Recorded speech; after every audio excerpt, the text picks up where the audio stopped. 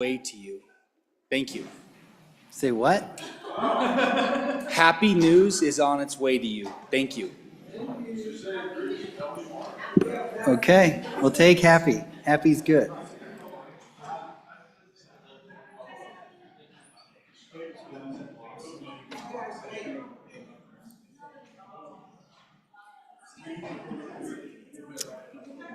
All right, any other privileges of the floor? Anybody else have any good news? All right.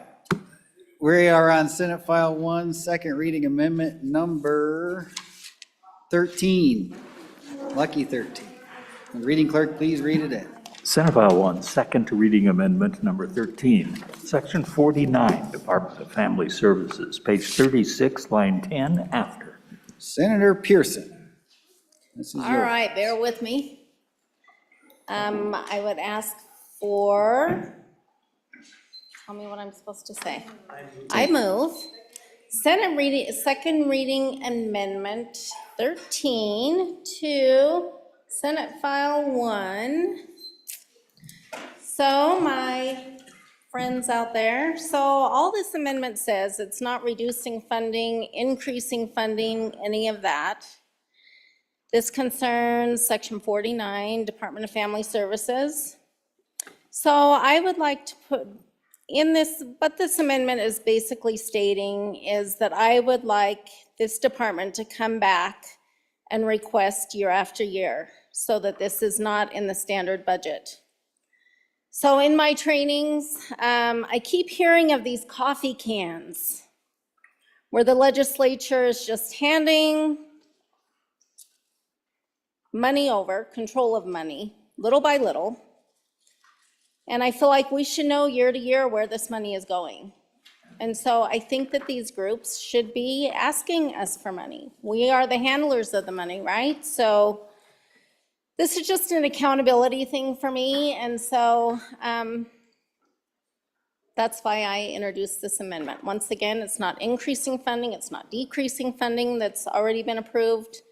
It's just holding these departments accountable to us. So, thank you. Thank you, Senator. Senator Salazar. Thank you, Mr. President. On and against this amendment, and my friend from Kimmerer, I doing a great job here, but members of the Senate, let me tell you what this actually does, this program. These are adults who primarily don't have families. They come from abused and neglected situations. Oftentimes, this money goes for emergency temporary housing or guardianship services. These are people who have a number of issues, a number of handicaps, and this is it. This is all they have. This is all they have. Again, they're coming from abused and neglected situations. Many of them are adults who do not have families.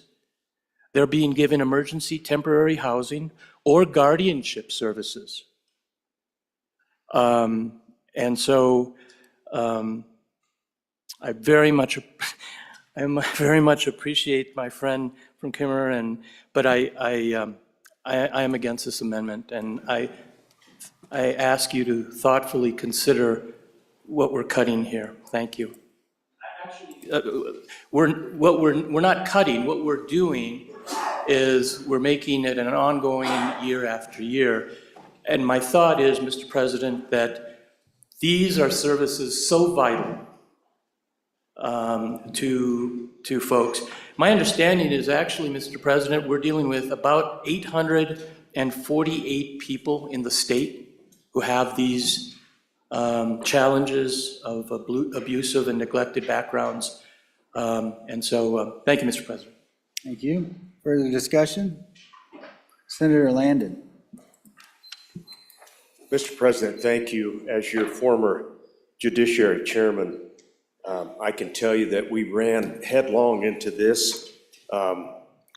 We took up as an interim topic this whole issue of vagrancy, squatting, individuals in our communities and streets that some of our constituents were wondering, who are these people? Well, these are these people right here. I would ask you to resist the amendment. I don't think it's good policy for us to put this funding in jeopardy when we're taking care of a very at-risk population that could be detrimental to the rest of the community. This housing is important to them. You get 3/4 of the way through this fiscal year, and then you're trying to place some of these individuals, but you don't know if you've got funding to be able to do that. I just think this amendment would be short-sighted, and I don't want to put that program in jeopardy, Mr. President. I would ask that you resist the amendment. Thank you. Thank you, sir. Okay, let's go to Senator Hutchings. Thank you, Mr. Chairman.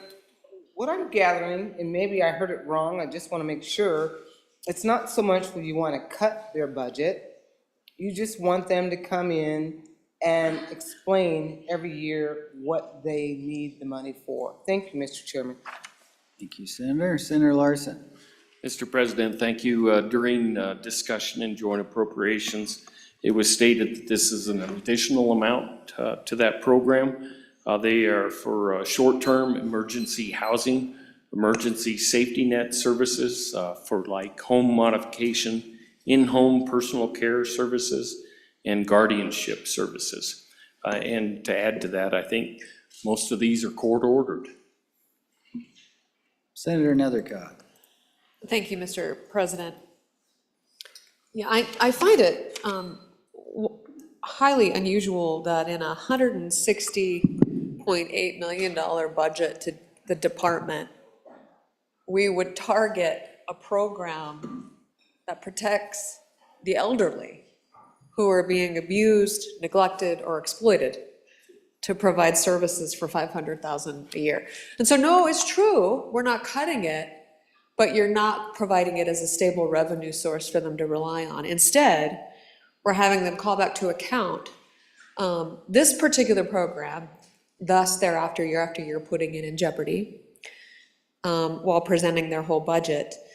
So why are we trying to target funding of $500,000 for those that are being abused and exploited as vulnerable adults, which are typically elderly, in an entire $160 million budget? Why this program are we targeting? Anybody else for the sponsor? Senator Rothfuss. Thank you, Mr. President. Mr. President, I have concerns about this amendment as well. I think that, the Joint Appropriations Committee, when they're preparing their budget on the standard budget year, goes through all the agencies, reviews all these programs, looks at the budget line items, he takes testimony and goes through this process. Again, that happens typically during a standard budget year. So this process really does take place, but it comes through the governor's standard budget request. And so it's an expectation that that's going to stay in the budget, but it doesn't mean it's ignored. It doesn't mean it's not reviewed. In fact, it was very straightforward and easy, in fact, for members of our Appropriations Committee, even during a supplemental budget, where we really shouldn't be reaching back into the budget any more than we should be trying to add new programs that aren't emergent. Kind of the same parameter there. But we can see how easy it was for our appropriators to bring right up what this is about, because they do review it. It's part of the budget process. But this type of consideration, Mr. President, is more appropriate for our budget session, and whether it's in or out of the standard budget, that's something that, again, comes from the continued budget process based on the views of the Joint Appropriations Committee and the governor and what they want the standard budget. This, to me, is right down the center of the plate for what is appropriate for standard budget request. And I'd encourage the body to reject this amendment and continue its support there. Thank you. Anybody else? Senator Hicks. Mr. Chairman, just a couple of points about reaching back into the budget. In fact, we've seen that in the supplemental. A couple of places is where we've reached back in last year's budget, brought forward footnotes because those were vetoed by the gentleman downstairs, and now we brought these. That was a Joint Appropriations Committee that did that. You can always reach back. Any unexpended funds you can. This is not unusual. It's just a request. One of the reasons that we routinely use this stuff is for edification for not only the Appropriations Committee, but for you as the body. So you get an opportunity to come and ask these questions. How many individuals is it? What's the program do? How much is in the budget? Do you have flex authority, DFS? What were your revisions last year? Those are all appropriate questions. This doesn't defund the program. It just says in 1 year, we're going to come back and revisit it. That'll go back through the normal appropriations process and come into the bill. We'll get to see it again. And you're going to ask those questions. Those are legitimate questions, so I would ask the question of our friends in appropriations, how much revisions was in DFS? What's the current budget for the program? And also, were there any revisions within DFS? Because that may be things that we need to know about the Department of Family Services that can answer the question, do they have sufficient money if they have an unforeseen circumstance? In other words, a significant increase in the demand on this program? Well, if they have super flex authority, they've got money within their budgets. If they have revisions, they could utilize that money. So I'm not speaking on or for, I'm just talking about the process. There's nothing illegitimate about the process here. It's an absolutely fair inquiry by any member of this body that can come up and says, I would like to take a look at this again next year. And so I don't think anybody's targeting anything. It's a question. And so, Mr. Chairman, I think it's fair, and I'd like an answer to my questions. Does Department of Family Services have Superflex? Did they have any revisions this year? How much is currently in the existing budget to do this that wasn't expended during the last fiscal year? Senator Guru. Thank you, Mr. President. Indeed, it is a very fair question, and I'm against the amendment for the reasons that have been stated about ongoing contractual arrangements, things with vendors and all that. But the question itself, perfectly legitimate. As a matter of fact, during the discussion, I wrote a note to the director of the department and asked for a 30,000-foot view of this entire department and carbon copy the good senator on the answer to that question so we can get her the answer she needs. Thank you, Mr. President. Anybody else? Anybody else? Let's go back to the sponsor. Do you have anything for your second time? No, I don't really have anything. I'm not targeting a specific organization. I just know that there are a lot of people in this state that are wondering where the money's going, and a lot of these coffee cans, they can't get the answers to that. And so when we keep doling money to people or to groups, you know, and it seems like they aren't being held accountable for their money or aren't being transparent, I think that's a problem. And we need to know where the money's going. We need to be able to tell our constituents where money is going. And so that's all. There was no targeting whatsoever. I want you to know that. This was just to make a point that some of these groups, and probably a lot more than just this one, should be coming back and telling us what they're doing with the money. And we should have control of that. So thank you. Okay. This will be a voice vote since it's not really changing much. All those in favor say aye. Oh, ayes and nays have been called, so we'll go back to the roll call. Chief Clerk will call the roll.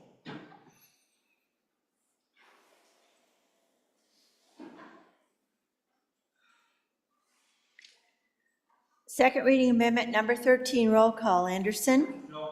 No. Barlow excused. Boner? Aye. Aye. Brennan? No. No. Case? No. No. Cooper? No. No. Crago? No. No. Crum? No. Dockstetter? Aye. Aye. Driscoll? No. No. French excused. Guru? No. No. Hicks? Aye. Hutchings? Aye. Ide? Aye. Jones? No. Cole? No. Landon? No. Larson? No. McEwen? Aye. Nethercott? No. Olson? No. Pappas? No. Pearson? Aye. Rothfuss? No. Salazar? No. Schuler? No. Scott?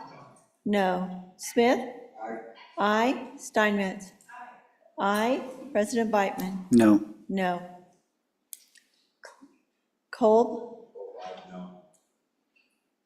Kolb? I had you as no.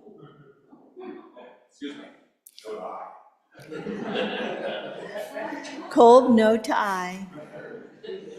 Closing vote. Closing. Vote closed. Second reading amendment number 13, 10 aye, 19 no, 2 excused. Second reading amendment number 13 has failed. Second reading amendment number 14. Senate File 1, second reading amendment number 14, Section 60, State Lands and Investments, page 41, line 23, under. Senator Cooper. Thank you, Mr. President. I'd move second reading amendment number 14 to Senate File 1 and ask for your favorable consideration. This deals with the MRG funds. I don't have to explain to any of you really how important those are to all of our cities and counties. These are funds that are critical for funding infrastructure projects. For the most part, they're matching funds, but they can also be for emergency funds.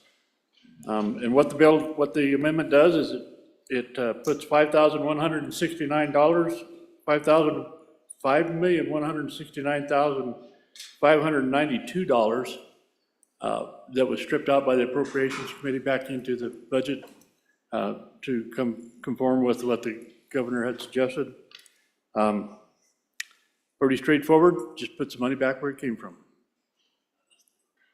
Thank you. Any discussion on the amendment? Senator Hicks. Yeah, Mr. Chairman, just a question. It says mineral royalty grants, but these are funded out of the general fund. Just questions on the source of funds for these. Just curious as to why general fund for mineral royalty grants. Any other questions? Senator Steinmetz. Thank you, Mr. Chairman, and I just wanted to take a minute with these other, these next two amendments to talk about the goldenrod a little bit, because it's talking about using general funds. And if you go on the goldenrod, line 17, total balance available in the general fund is 0 right now.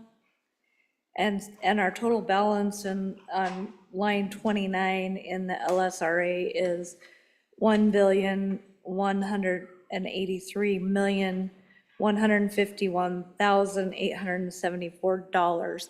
So I just want us to be keeping track of those numbers as we go. We've already done another $40 million for weeds and vegetation already. And so I'm just kind of keeping track with a pencil on my notepad of what we're spending and what we're looking at. But I just want everyone to really be watching, because we're coming into some big numbers here and knowing exactly what we're voting on. And for your edification, on page 3, if you've got your goldenrod, that shows you all of the things we've expended for out of the LSRA that's taken us to that balance. On page 2 of your goldenrod shows you all the bills and how the effects on the general fund as well.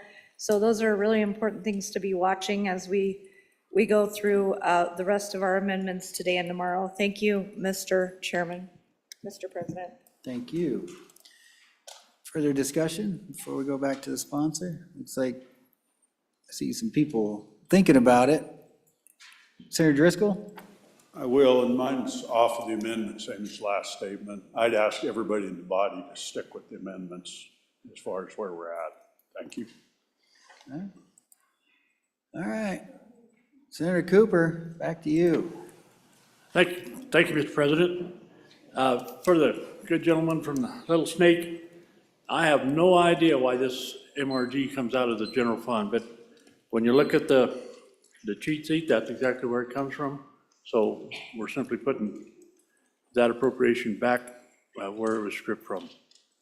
As far as the funding for it and the goldenrod, I think it is critical that we watch what we're spending, but it's also very critical that we don't cut our counties and cities and special districts any more than we already have. We're doing some deep cuts, some critical cuts. This is a very very important source of funding for all these folks. And that extra $5 million doesn't go very far. Thank you, Mr. President. Thank you, Senator Cooper. Chief Clerk will call the roll.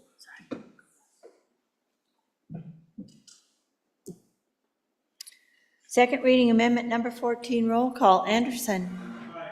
Aye. Barlow, excuse. Boner.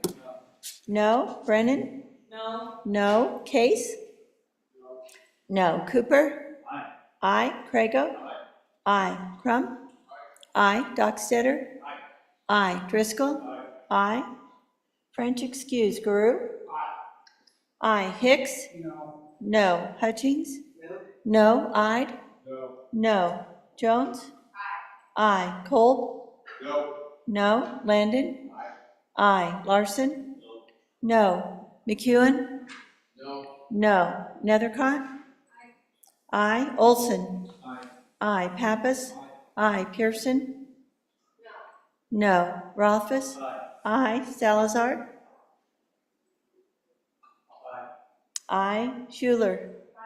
Aye. Scott. No. Smith. No. Steinmetz. No. President Biteman. No. No. Closing. Salazar. Salazar, aye to no. Closing vote. Closing. Vote closed. Second reading amendment number 14. 14 aye, 15 no, 2 excused. Second reading amendment number 14 has failed. Second reading amendment number 15.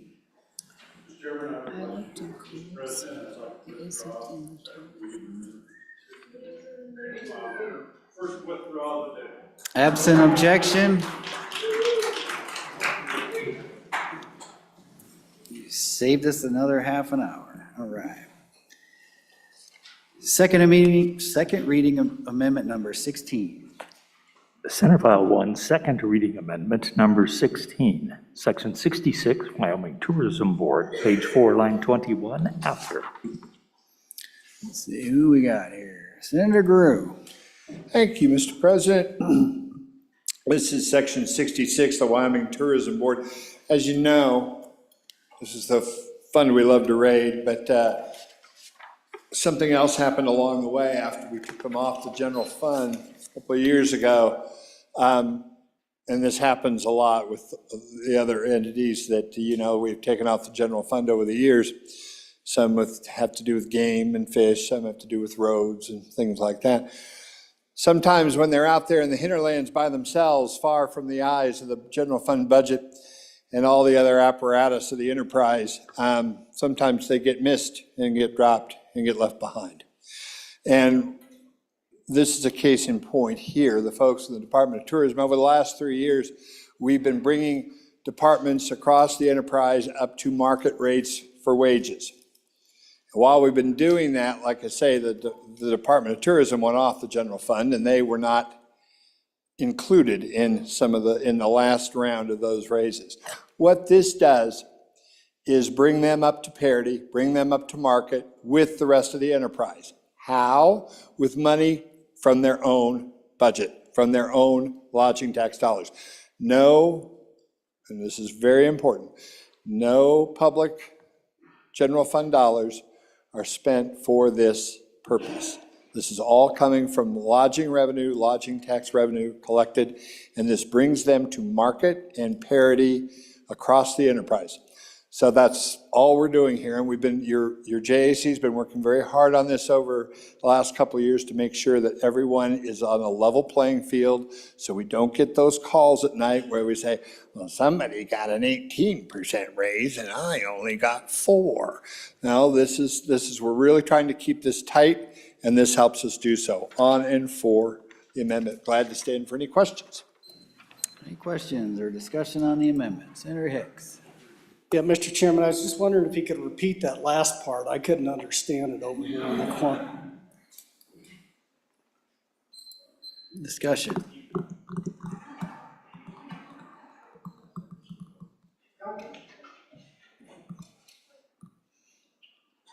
Ready for the question? Okay, Chief Clerk will call the roll.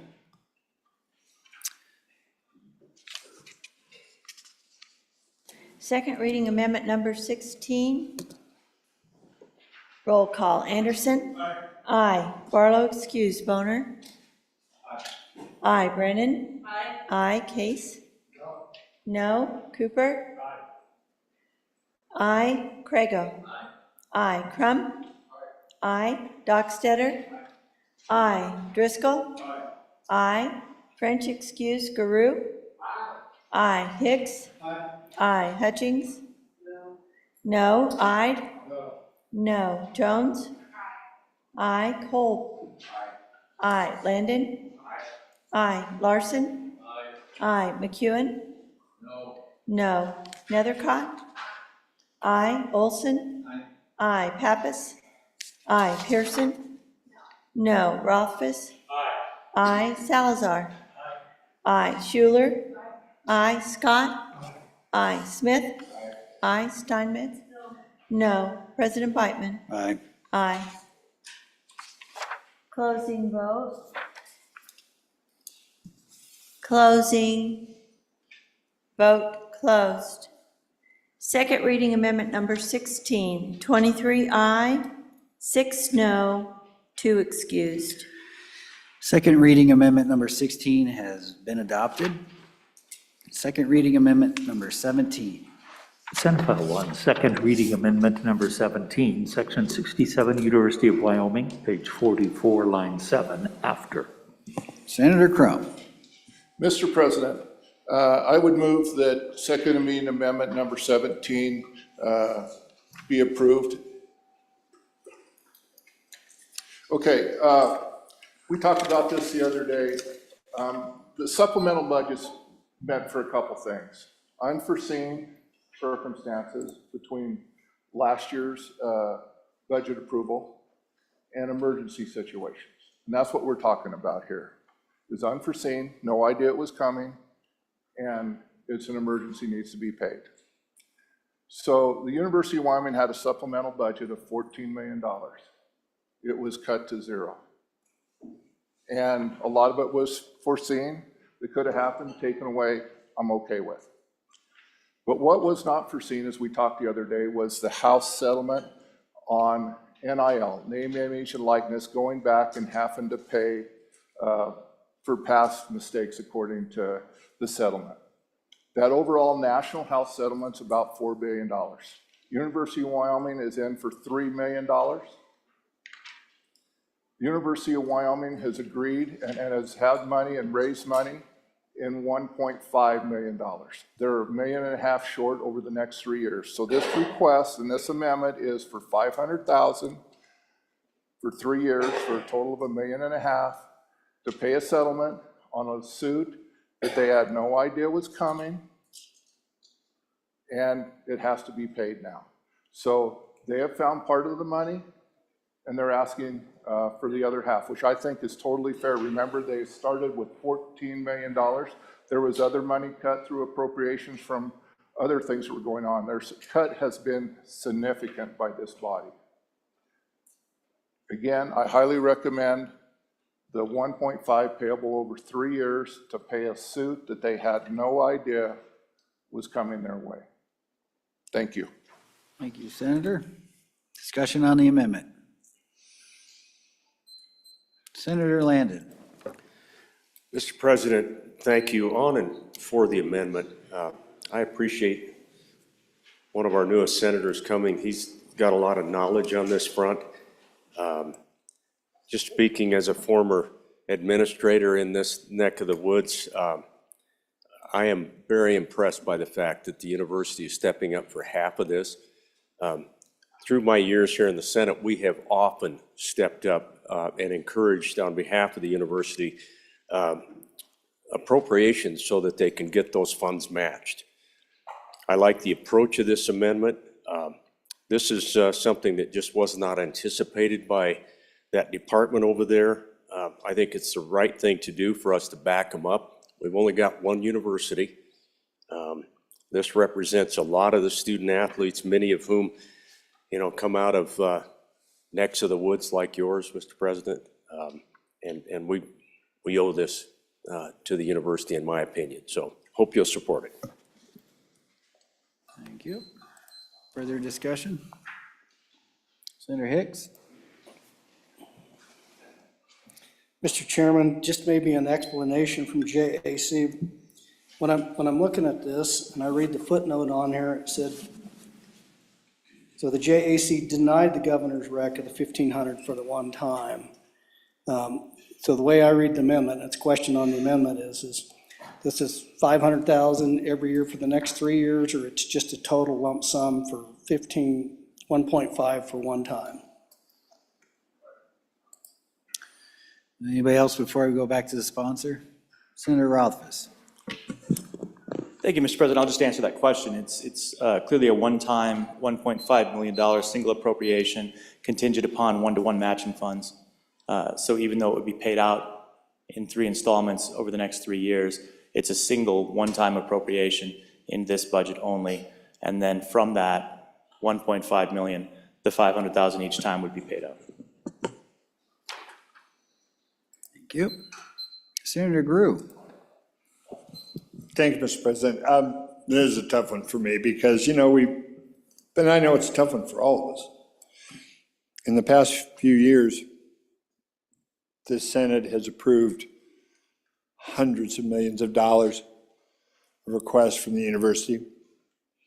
I myself have been a proud member of the West Stands Caucus for years, and and I do it with my wallet personally, and with the state's coffers as well, to the tune of over $290 million last time I looked, whether it's dorms, all sorts of projects across the board. And I know last year we kind of hit a tipping point, I know, amongst a lot of the members, and we heard about it. And so this year, to be honest, we came in, we said, boy, when our friends at the university came and says, our coffer, our choke point's a little low this year, that's all. And we feel like we've been there, and you're absolutely right. We love our university, we all do. But we just felt they could find that money inside their own coffers somewhere. And then to come back next year, and then let's have a longer discussion. That was where we stood, and it was asked, what was the JAC discussion, and that's what it was. So thank you, Mr. President. Thank you, Senator. Anybody else? All right, back to you, Senator Crum. Yeah, again, I appreciate this discussion. The university this has nothing to do with dorms, capital construction, as we talked about. With this approved, it's still almost a 90% cut in their request, which is significant. So again, we know what the issue is. I highly would encourage approval and a vote in favor of this amendment. Thank you. Thank you. Chief Clerk will call the roll. Second reading amendment number 17, roll call. Anderson? Aye. Aye. Barlow, excuse. Boner? No. No. Brennan? No. No. Case? No. No. Cooper? Aye. Aye. Crago? No. No. Crum? Aye. Aye. Dockstetter? No. No. Driscoll? No. No. French, excuse. Guru? No. Hicks? No. No. Hutchings? No. No. Ide? No. No. Jones? No. Cole? No. Landon? Aye. Larson? No. McEwen? No. No. Nethercott? No. Olson? No. Pappas? Aye. Pearson? No. Rothfuss? Aye. Salazar? No. No. Schuler? Aye. Scott? No. No. Smith? No. No. Steinmetz? No. President Biden? No. No.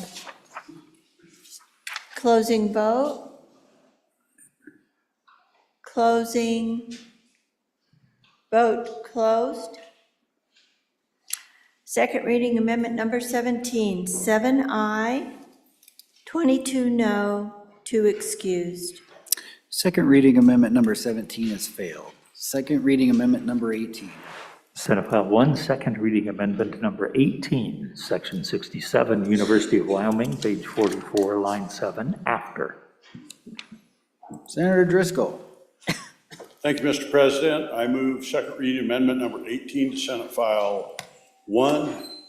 Folks, a good part of the background for this came up this morning. So what this does is we're going to take $500,000 and give it to or appropriate it to the Wyoming Center for Blockchain and Digital Innovation. Funds from this general fund appropriation be expended to the University of Wyoming Center for Blockchain for, and this is really important, for the Secretary of State's office for software that would allow for initial business entity formation and amendments, notary registration renewal, apostille or renewal, and all additional and additioning filing types. Conversations with different people, they feel like they could do this for about $500,000. There's a key word in there, it says provided. If they don't succeed, it doesn't go through. They have to do it. It's provided that they do it. Folks, we heard testimony the last day, 15 to 20% growth a year in the Secretary of State's office. It's growing fast. We're taking on some other states that have done this. For Wyoming to remain a leader, and this goes back to not only the center, but a leader business-wide, nationwide, is Wyoming has the opportunity to be the first state in the nation that really automates that business practice. A big part of it is standard type things. They feel like they can do this. I think this is a great challenge for Wyoming. We heard earlier that the software was looking at $3 million. If we can do it for $500,000 to the University of Wyoming, we might ought to be looking at our other agencies as well. This is really a trend-setting ability for us to stay in the business lead. I'd stand for questions, but this truly is a win-win situation. If they can't perform, we don't spend the money. Thank you. Discussion on the amendment. Senator Hicks. Mr. Chairman, or Mr. President, question on this, was this requested by the university trustees in their budget presentation? And if not, how did this come about as a budget amendment? Just, wanted to see if that went through the budget hearings and the trustees were supportive of this. We could get a little discussion on where this came from and when it'd be helpful. Anybody else? Senator Nethercott. Thank you, Mr. President. Actually, this conversation's been going on for years and years, generated actually in the blockchain committee. Probably about 6 years ago, where we appropriated money to the Secretary of State's office. That was passed in order to create and use that type of technology associated with the networks within the Secretary of State's office. So this has been a long ongoing conversation for this effort, and I think in light of the new and the recent requests that have come forward, that this solution was brought forward again. So I don't think it was part of UW, the trustees' request, but it does come out of the Blockchain Center at the university, the committee's conversations with the Secretary's office for years, long before the current one, the one before, and maybe the one before that. So for at least 3 secretaries, this conversation has been ongoing. And so I don't think it's anything new, and certainly this amount of money is a savings in light of any kind of private vendor. Thank you, Senator. Senator Hicks for your second time. Well, Mr. Chairman, I think I heard the answer to my question is no, this wasn't part of the trustees' budget for the University of Wyoming. It came from another direction. I think that was the answer to the question. Senator Garou. Thank you, Mr. President. Yeah, that's exactly right. Going back to a few items ago, we were talking about the Secretary of State's office. Back to our story, after both sides of appropriations couldn't agree on what to do, and we didn't get called back from the good secretary, some of us were kind of kicking around ideas about how we could try to help, even though we didn't really know the answers since he didn't come back and tell us. So we thought, well, hey, why not try? We hear all the time when we get reports from the university what great strides they're making in some of these areas. Well, why don't we take this in-house? Why don't we try to cultivate this in-house? Matter of fact, the discussion got even bigger to say, maybe when anyone comes in the departments across the enterprise for computer services, why don't we ask our friends at ETS, who we're going to talk about a little later, to maybe check with the university first about could the request from a department, could it be supplied by our own university, and therefore create some back and forth synergy and save us some money and, you know, start working it that way to help out. And that was kind of where this came from. It's just an idea to try to perpetuate that and also try to help out the good secretary. Thank you, Mr. President. Thank you, Senator. Senator Smith. Mr. President, I'm honored for this amendment, and I'll tell you, there was a Secretary of State that we had right around probably 10 years ago, and he was a very innovative Secretary of State. He was only Secretary of State for about 3 years, and we had a situation where Wyoming was the least taxed, least regulated, best place to file for LLCs and so forth, but we didn't have an automated system. So this guy got with Tennessee, and by the way, the previous Secretary of State said, oh, it's going to cost at least $10 million for us to be able to get online and do this. Well, this guy was a wheeler dealer and a businessman here in the area, and he got a hold of Tennessee, and he said, hey, will you guys sell us your software and your know-how, and we'll pay you? And they said, sure, give us $300,000, we'll do it. And that's the basic story. But the bottom line is this. So this idea, will it work? Who knows? But we got we got a great university, and this would be a great project. I'm for this. I think it would have cost us $3.5 million to get the right system. We need it. So any way we can get it, Mr. President, and we should go for it. It could be the same situation where we'll be bragging about the senator from Devil's Tower and how he was a wheeler dealer and got us into the 21st century at the Secretary of State's office. Thank you. All right, back to you, Senator Driscoll. Mr. Chairman, for my second time, not my idea, you heard it, it's been out there. I will tell you, for me, there was no contact with UW trustees about this, nor anybody from UW, by the way. The only one that was contacted was the director of the Center for Blockchain Innovation. I got a hold of him and placed a call and said, is it potential that you guys can do this? I got a hold of a couple Secretary of State's people, some current, some past, said, is this a doable thing? The answer was yes. We looked at the previous request of $3 to $3.5 million, and you know the fun part of that? We'd have gave it. In 5 years from now, if you sit on a PROPS, you get to see them come back and say, you know, for the swapping fund of $800,000, we'll update it for you. And that's how these software work. We have no one in Wyoming that provides it, so we're not taking business away from anybody in Wyoming. We're talking about taking money away from large, pretty monopolistic type software providers and potentially looking at making Wyoming the university, develop some of the leading software. And I think it's potential. I'm not saying it's there. We're at our infancy. We got to start somewhere. This is a great place to start. They think they can do it. And they're going far beyond filing. There's hardly a state in the nation that you can't do an apostille without going in front of somebody. It can be done. A whole lot of these, when we create this kind of business practice, what you'll find is other states, when they decide to incorporate, they'll say Wyoming is the spot because you don't have to send somebody down to the courthouse or to the Secretary of State to file it. They've got a means to do it. This falls in with Wyoming being on the cutting edge. This is a start. I have no guarantee that it's going to succeed, but if you don't try it, we certainly will not. And this is a pretty cheap entry level into software. Please vote yes. Chief Clerk will call the roll.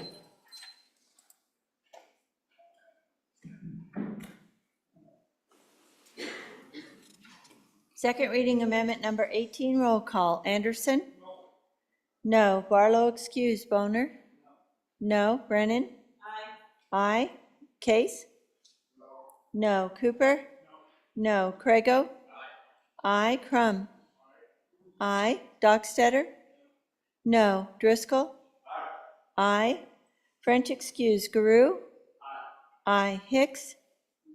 No. Hutchings? No. Ide? No. Jones? Aye. Cole? No. Landon?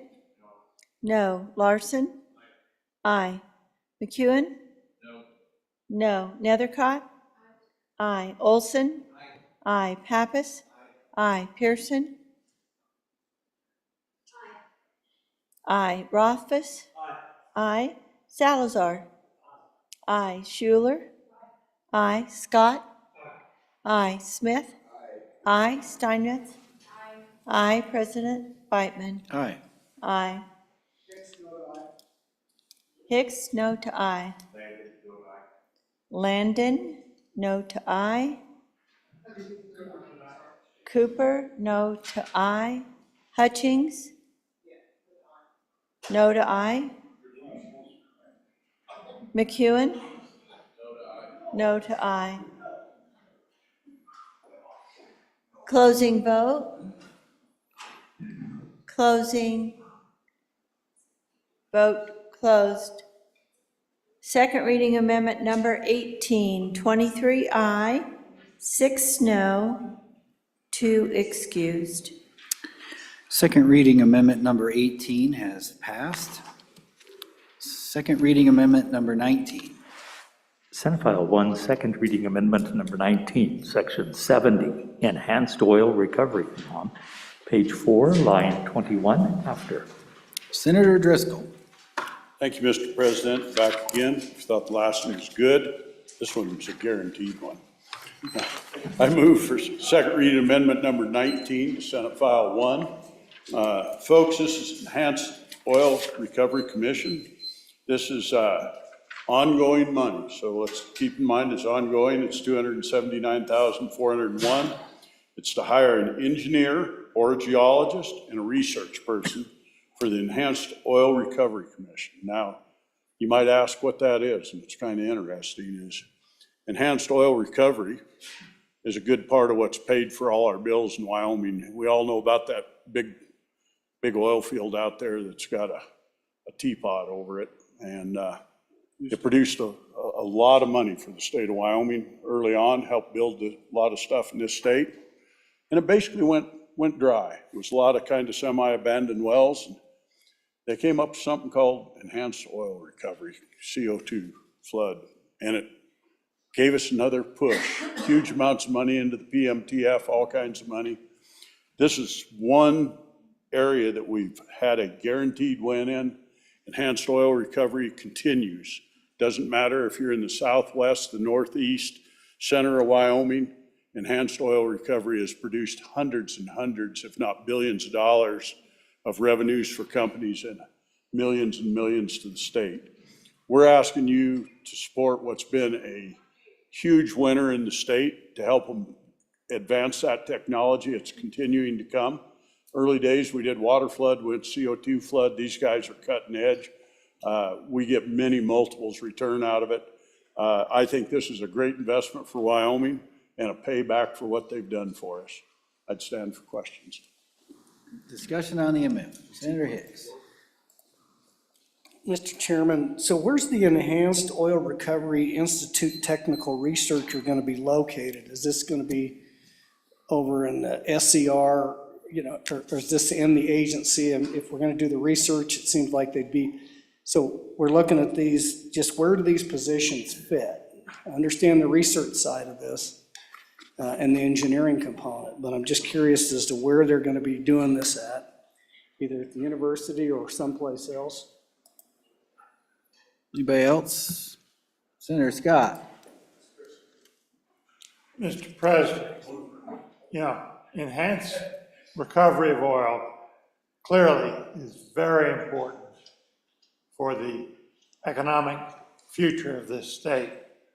And I'm convinced that this is an area that is real important to us. But, Mr. President, the question I have is, we spend this extra money, what are we really doing that is going to improve our ability to recover oil? This is the sort of thing I want to vote for, but I haven't been persuaded yet that this particular pot of money, if we appropriate it, is really going to be beneficial, Mr. President. I don't have a clear view of what they're doing. Is this something that the university requested? how does it relate to the other research on oil recovery that's done at the university? How's this really going to work, Mr. President? Let's go to Senator Rothfuss and then over to you, Senator Landon. Senator Rothfuss. Thank you, Mr. President. I'm going to take some stabs at these answers, although we'll have to look to the good appropriator to follow up. But the Enhanced Oil Recovery Institute's in Casper. It is associated with the University School of Energy Resources, but it operates out of Casper, and that's where the office is. Deals specifically with oil and gas operators and focuses on projects out of that area. There are a couple of projects that are coming online right now that are being facilitated and supported by the Enhanced Oil Recovery Institute. So what they do is they provide services to bring together a foundation of a project. This is a flooding approach that will work for this field. These are the resources that are needed. So they help build the projects in Wyoming, and then those projects are implemented. They produce a tremendous amount of revenue to the state. They produce a tremendous amount of differential oil produced. These positions that were requested, and I believe there were multiple positions requested, and I believe this is, I'm not sure whether this is 2 positions supported or 1 position supported, but it's my understanding is the intent is to support 2 different projects that are coming online right now. And so it's not just a speculative future, maybe we'll end up producing some oil later if we bring these on. It's the desire to have specific research engineers on these projects to help facilitate the real world production of oil through enhanced oil recovery on these 2 different projects. And then I believe there are 2 more projects that they're looking at that are further down the road. So those would be more speculative later. But the 2 that are coming online right now, based on my understanding, are what these positions are about. And again, I'm speculating to ensure that the bringer can have opportunity later, but I'm fairly certain all of that's accurate. Thank you, Senator. Go to Senator Anderson. Mr. President, I was just going to answer some of those questions. The EORI, as you heard, is in Casper. Originally, it was under the governor's office, and the governor decided he didn't want to run that operation anymore, so he turned it over to the School of Energy Resources, who's been running it for 2 years now. The reason they need these people is the opportunity in Wyoming is huge. We've got 70 different locations that we could be flooding with CO2 and increase our production from 15 to 30%. That is huge for the state of Wyoming. Now, every one of those is a private enterprise that's going to do that. They've got to pipe that CO2 into their locations and then use it. They're going to pay for that. But we've got to furnish the upfront information and the science to do all that. We have a lot of scientists in the SER that are doing that now for them, and they need some help. The EORI staff is not very big, so SER helps them, but they need some help. So I'm all for this, to do this and to get some of those 70 opportunities. These are a lot of small fields, but there's some larger fields too that will produce an incredible amount of oil in Wyoming if we can get the CO2 to them properly and get it flooded into the field. Thank you. Thank you, Senator. Senator Ride. Thank you, Mr. President. That was a good recap of what this is about from the good senator from Casper. But I wonder why these private companies that are responsible for all of this, why can't they hire their own scientists? I mean, I know the university is a good locale to get all of that information, but why is that burden put on the state instead of them just hiring their own scientists to get that information? Thank you, Mr. President. Thank you, Senator. Senator Cole? Yeah, thank you, Mr. President. I'm a bit too confused about why we've heard in the past that, of course, the oil companies, extraction folks know how to use CO2, and there wasn't a question about using it. You know, they already had the technology, they already been doing it for decades. And so why now? I guess I don't really understand the need for the bill. What is this bringing to the table? What is it telling our oil and gas industry that they don't already know? That's my question. Thank you, Mr. President. Thank you. Let's see. For the sponsor, anybody else before the sponsor? Senator Guru, Senator Rothfuss is, they're negotiating, Rothfuss wins. Thank you. Thank you, Mr. President. Mr. President, a couple of answers to those previous two questions. First of all, with the idea of why is it a burden on the state, why can't these operators do it? And the extraction folks have a know-how. We have a lot of small operators in the state. The majors, they've got massive engineering departments. They really don't need help. They have good conversations with us, but they know how to do their oil flood. However, we've got, as we noted when we were talking about oil and gas bonding, a third of our operators in the state are small operators. And they don't necessarily have the full engineering team with the modeling center and the three-dimensional cave in their own backyard. And that's what the Enhanced Oil Recovery Institute tends to support. It's not the majors that we're all familiar with that are the Fortune 50 companies. They've got it. This institution, and it's been doing it for 5, 6 decades, has really been targeting those medium and small operators and providing the types of resources that these major operators have access to, but doing it in a way that helps stimulate production in the state of Wyoming. And again, theoretically, they could be paying for it, but at the end of the day, one of the things that's a philosophy, and this kind of comes to the Minerals Committee, is they already are paying for it, right? The money that is being used by the Enhanced Oil Recovery Institute, probably 6 cents on every dollar or 60 cents on every dollar came from the oil and gas sector to begin with anyway, right? That's where it came from. So the idea that, oh, wait, I'm sorry, we're going to have to bill you special, that's a hard conversation to have when they know that they paid for it in the first place. But at the same time, they do contribute tremendous resources. A lot of the resources that are used at the Enhanced Oil Recovery Institute are in sharing and through contributions with industry. The University of Wyoming School of Energy Resources has incredible resources that are from industry through grants, through contributions. So it is part of a partnership. And this is one of our sides of it, is trying to make sure that we've got the support personnel to ensure that our small operators have access to CO2 oil floods and these types of projects. The smaller fields have access to it and can come together and share, where that modeling is not the type of thing that these smaller enterprises can take advantage of. So again, I understand the sensitivity. You think of the majors when you think of shouldn't they be able to do it themselves? And yeah, they can, they would, and they already did. These are for the entities that are the Wyoming homegrowns that need that extra support. Thank you, Senator. All right, back to you, Senator Driscoll. Thank you. I'll tag on just a little. It's kind of interesting. If you go to their website, EROC, Wyoming Enhanced Oil, created in 2004 to collaborate with state's oil and gas industry. Mission is reduce stranded oil reserves, extend oil field life, and increase revenue for Wyoming through additional taxes through incremental production. $558 million to date has been generated because of research they've done. Folks, the way the oil industry works, back to why don't companies do it themselves? The majors do. They come in, we see them come into Wyoming, they hit a big field and they produce it down to X level. And then the mid-level producers come in and they produce it down to the next level. And then you get to where you're at up where I live at. They're called stripper wells. They're really low volume wells. They don't do much. The volume's falling off. And real often we get asked to go help plug those wells because they don't produce enough money to be economically viable.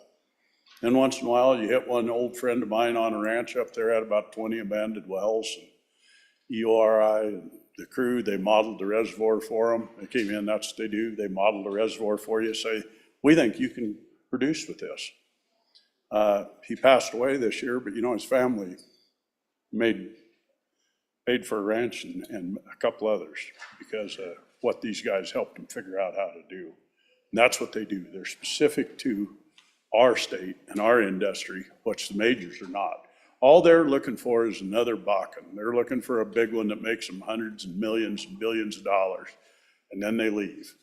And when they leave, we can either leave behind P&A wells, plugged in abandoned wells, or we can go figure out using our own research and helping our companies to turn those into jobs in our backyards. That's what these positions do. I will represent to you a huge part of what's in our Permanent Mineral Trust Fund. It's called that for a reason. came off these very companies. And, you know, at a bare minimum, let's look at producing technology that can help us out. It might not just be CO2 flood. Let's keep in mind that the early flooding up in our area was water flood. They thought it was pretty effective. It was new technology. You don't hear much of water flood anymore, folks. So we're into the next level. What's going to be next? Horizontal drilling, maybe a little bit of fracking.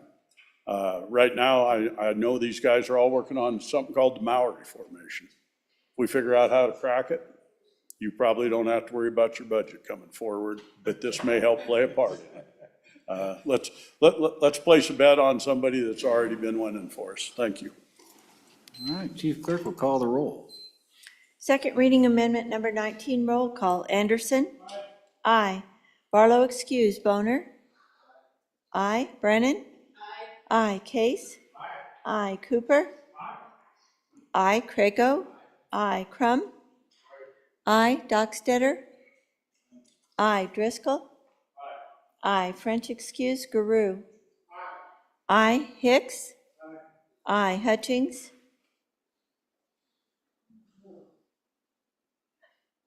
Hutchings? No. Ide? No. Jones? Aye. Cole? Aye. Landon? Aye. Larson? Aye. McEwen? Aye. Nethercott? Aye. Olson? Aye. Pappas? Aye. Pearson? Aye. Rothfuss? Aye. Salazar? Aye. Schuler? Aye. Scott? Aye. Smith? Aye. Steinmetz? Aye. President Beitman? Aye. Aye. Closing vote. Closing. Vote closed. Amendment number 19, 27 aye, 2 no, 2 excused. Second reading amendment number 19 has been adopted. Second reading amendment number 20. Senate File 1, second reading amendment number 20, Section 72, Retirement System, page 4, line 21, after. Senator Guru. Thank you, Mr. President. We're in Section 72, the Wyoming Retirement System. I'd like to direct your attention to line 20 of the amendment. It says, beginning July 1st, 2024. Senator Guru, I'm sorry to interrupt. Could you move I'm that sorry. amendment, please? Move it. Oh, I'm sorry, move it. Move it. Like to move amendment number 20 to Senate File, second reading amendment 20. Didn't we do that? To Senate File 1. Thank you. Sorry about that. All right. Once again, directing your attention to line 21, saying beginning July 1st, 2024, ending June 30th, 2026, except for performance compensation authorized under this head, no funds should be expended to increase compensation of Wyoming Retirement System investment employees listed in Wyoming statute, blah, blah, blah, without further legislative authorization. We are asking in this amendment for that very authorization. If you look down to line 26, we're talking about $93,233 from their funds, ongoing, appropriated for advancement of 1 analyst to senior analyst and 1 senior analyst to investment officer. Folks, our investment team at Wyoming Retirement is doing exemplary work, just as the investment team in the Treasurer's office, working together. An enterprise, across the enterprise now, we've taken our investments from, when I started, it was a little over 18 billion, to today it stands at $30.9 billion. We pay our investment managers, and this was decided by this legislature a few years ago, that we would do a performance pay scale for the investment managers themselves. They're held to very rigorous standards. They have performance standards that are very rigorous, and we monitor them. The Treasurer's office monitors them, and our investment funds committee monitors all this. And so they all working together through the retirement system have come to us and said, these folks are ready and have earned this raise and this increase. The Appropriations Committee was very cognizant of the body's desire to make sure they were informed of these decisions as they come up. This is one of those. I urge you to support this. Like I say, these folks are producing for the retirees of Wyoming. They are doing the work, and this is just a small way to try to make sure that we keep them working, keep them in-house, keep them from going back to Wall Street, and keeping them right here working for us. On and for. Thank you, Mr. President. Senator Salazar. Thank you, Mr. President. I just want to remind the honorable senators, this is their money, not our money. This is the Wyoming retirement system. And so that's why my name is on this. Thank you. Well, Senator Rothfuss. Thank you, Mr. President. Mr. President, honor for the amendment, but I will say that, this level of detail in an amendment might speak to the fact that we might be over scrutinizing and over managing a department when we come in and say, all right, these two positions in this one agency get to have a raise this year. So that might speak to the fact that maybe in the future we don't want to do as much of the footnote number 1. But this footnote number 2, I guess, is the necessary good remedy to the footnote number 1 from before, and maybe we micromanage less in the future. Okay. Senator Hicks. So just a point of clarification, this is not a raise. This is a change in a job description from an analyst to a senior analyst, and from a senior analyst to an investment. And the reason that's important, because they come with different levels of performance conversation and significantly different levels of responsibility when it comes to the investment. And so just a point of clarification. So just remember that 70% of all funds paid out of the retirement system are from investment earnings. Only 30% are contributions. So we really need these people to do their job. So on and for the amendment. Thank you. Senator Grew. I appreciate the clarification, and to my good friend here just across the way, I'm sure that a third reading amendment to eliminate footnote number 1 would be welcome at the Wyoming retirement system and be enthusiastically supported by them if anyone wanted to make that on third reading. All right. Getting close to that deadline, just letting you know. Chief Clerk will call the roll. Second reading amendment number 20, roll call. Anderson? Aye. Barlow, excuse. Boner? Aye. Brennan? Aye. Case? Aye. Cooper? Aye. Craigo? Aye. Crum? Dockstetter? Aye. Driscoll? Aye. French, excuse. Guru? Aye. Hicks? Aye. Hutchings? Aye. Ide? Aye. Jones? Aye. Kolb? Aye. Landon? Aye. Larson? Aye. McEwen? Aye. Nethercott? Aye. Olson? Aye. Pappas? Aye. Pearson? Aye. Rothfuss? Aye. Salazar? Aye. Schuler? Aye. Scott? Aye. Smith? Aye. Steinmetz? Aye. Crum? Excused. Excused.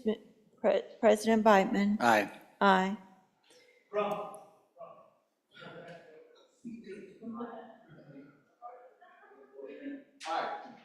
Crum? Crum? Aye. Closing vote. Closing. Vote closed. Second reading amendment number 20, 29 aye, 2 excused. Second reading amendment number 20 has been adopted.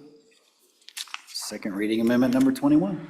Senate File 1, second reading amendment number 21, section 205, education school finance, page 62, line 16 after. Senator Driscoll.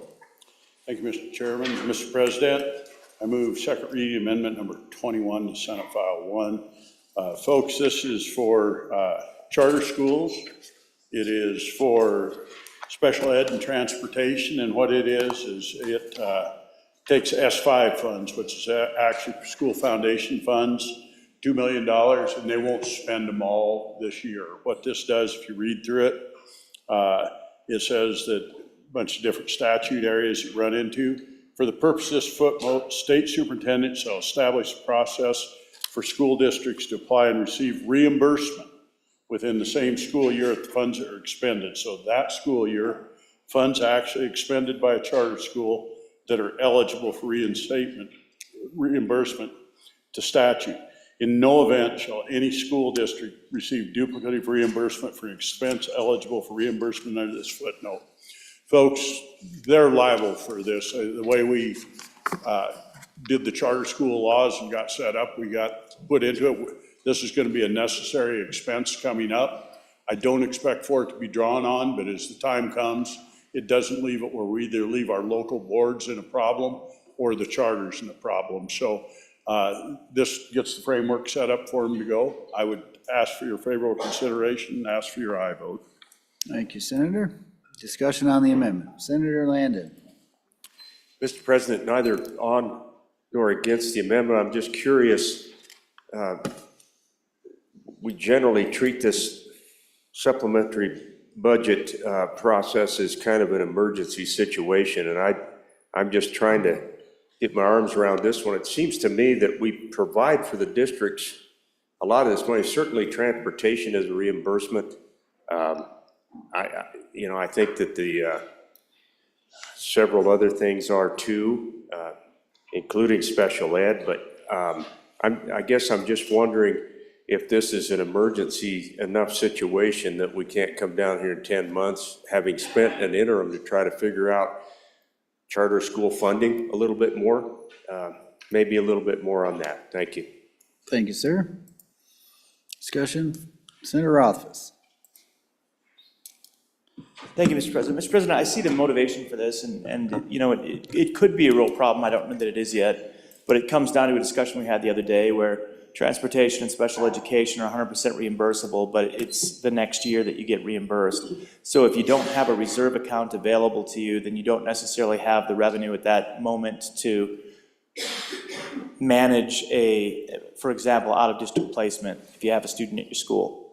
What I don't know about this, though, is whether the district would already handle that, since that student is a member of the district, and that charter school would have access to the district's reserve, and the district effectively funding the special education through the district means that is going to provide the cash flow, or whether this is a problem where we have individual charter schools, and I could think of potentially the state-authorized charter schools in particular, where they don't have access to a reserve account. And I guess my question then is that the interpretation, that we're worried that we have state-authorized charter schools that don't have sufficient resources for a high-cost out-of-district placement? Is that really what this is trying to accomplish?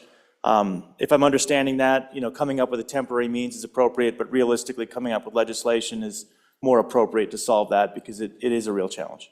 So just a question for the sponsor on understanding of that. All right.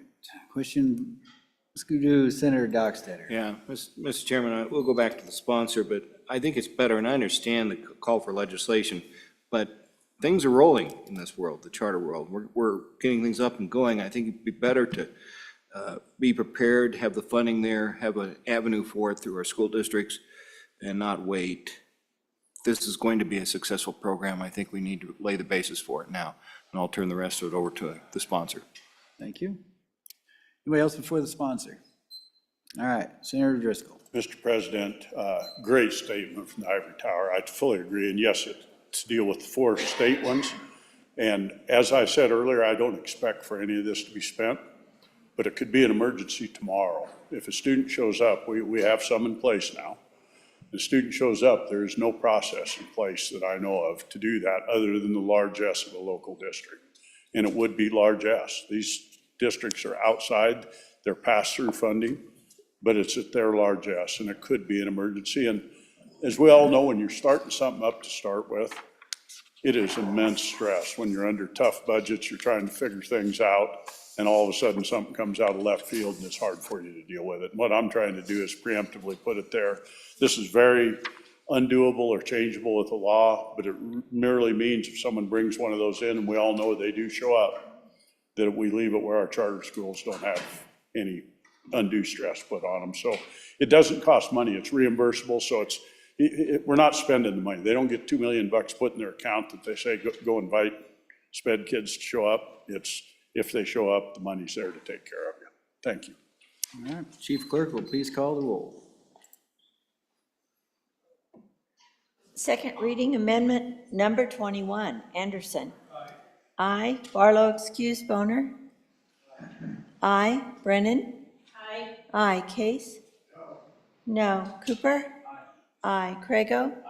Aye. Crum. Aye. Dockstetter. Aye. Driscoll. Aye. French excuse, Guru. Aye. Hicks. Aye. Hutchings. Aye. Ide. No. Jones. Aye. Cole. Aye. Landon.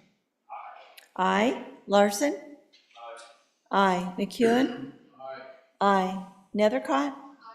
Aye. Olson. Aye. Pappas. Aye. Pearson. Aye. Rothfuss. Aye. Salazar. Aye. Schuler. Aye. Scott. Aye. Smith.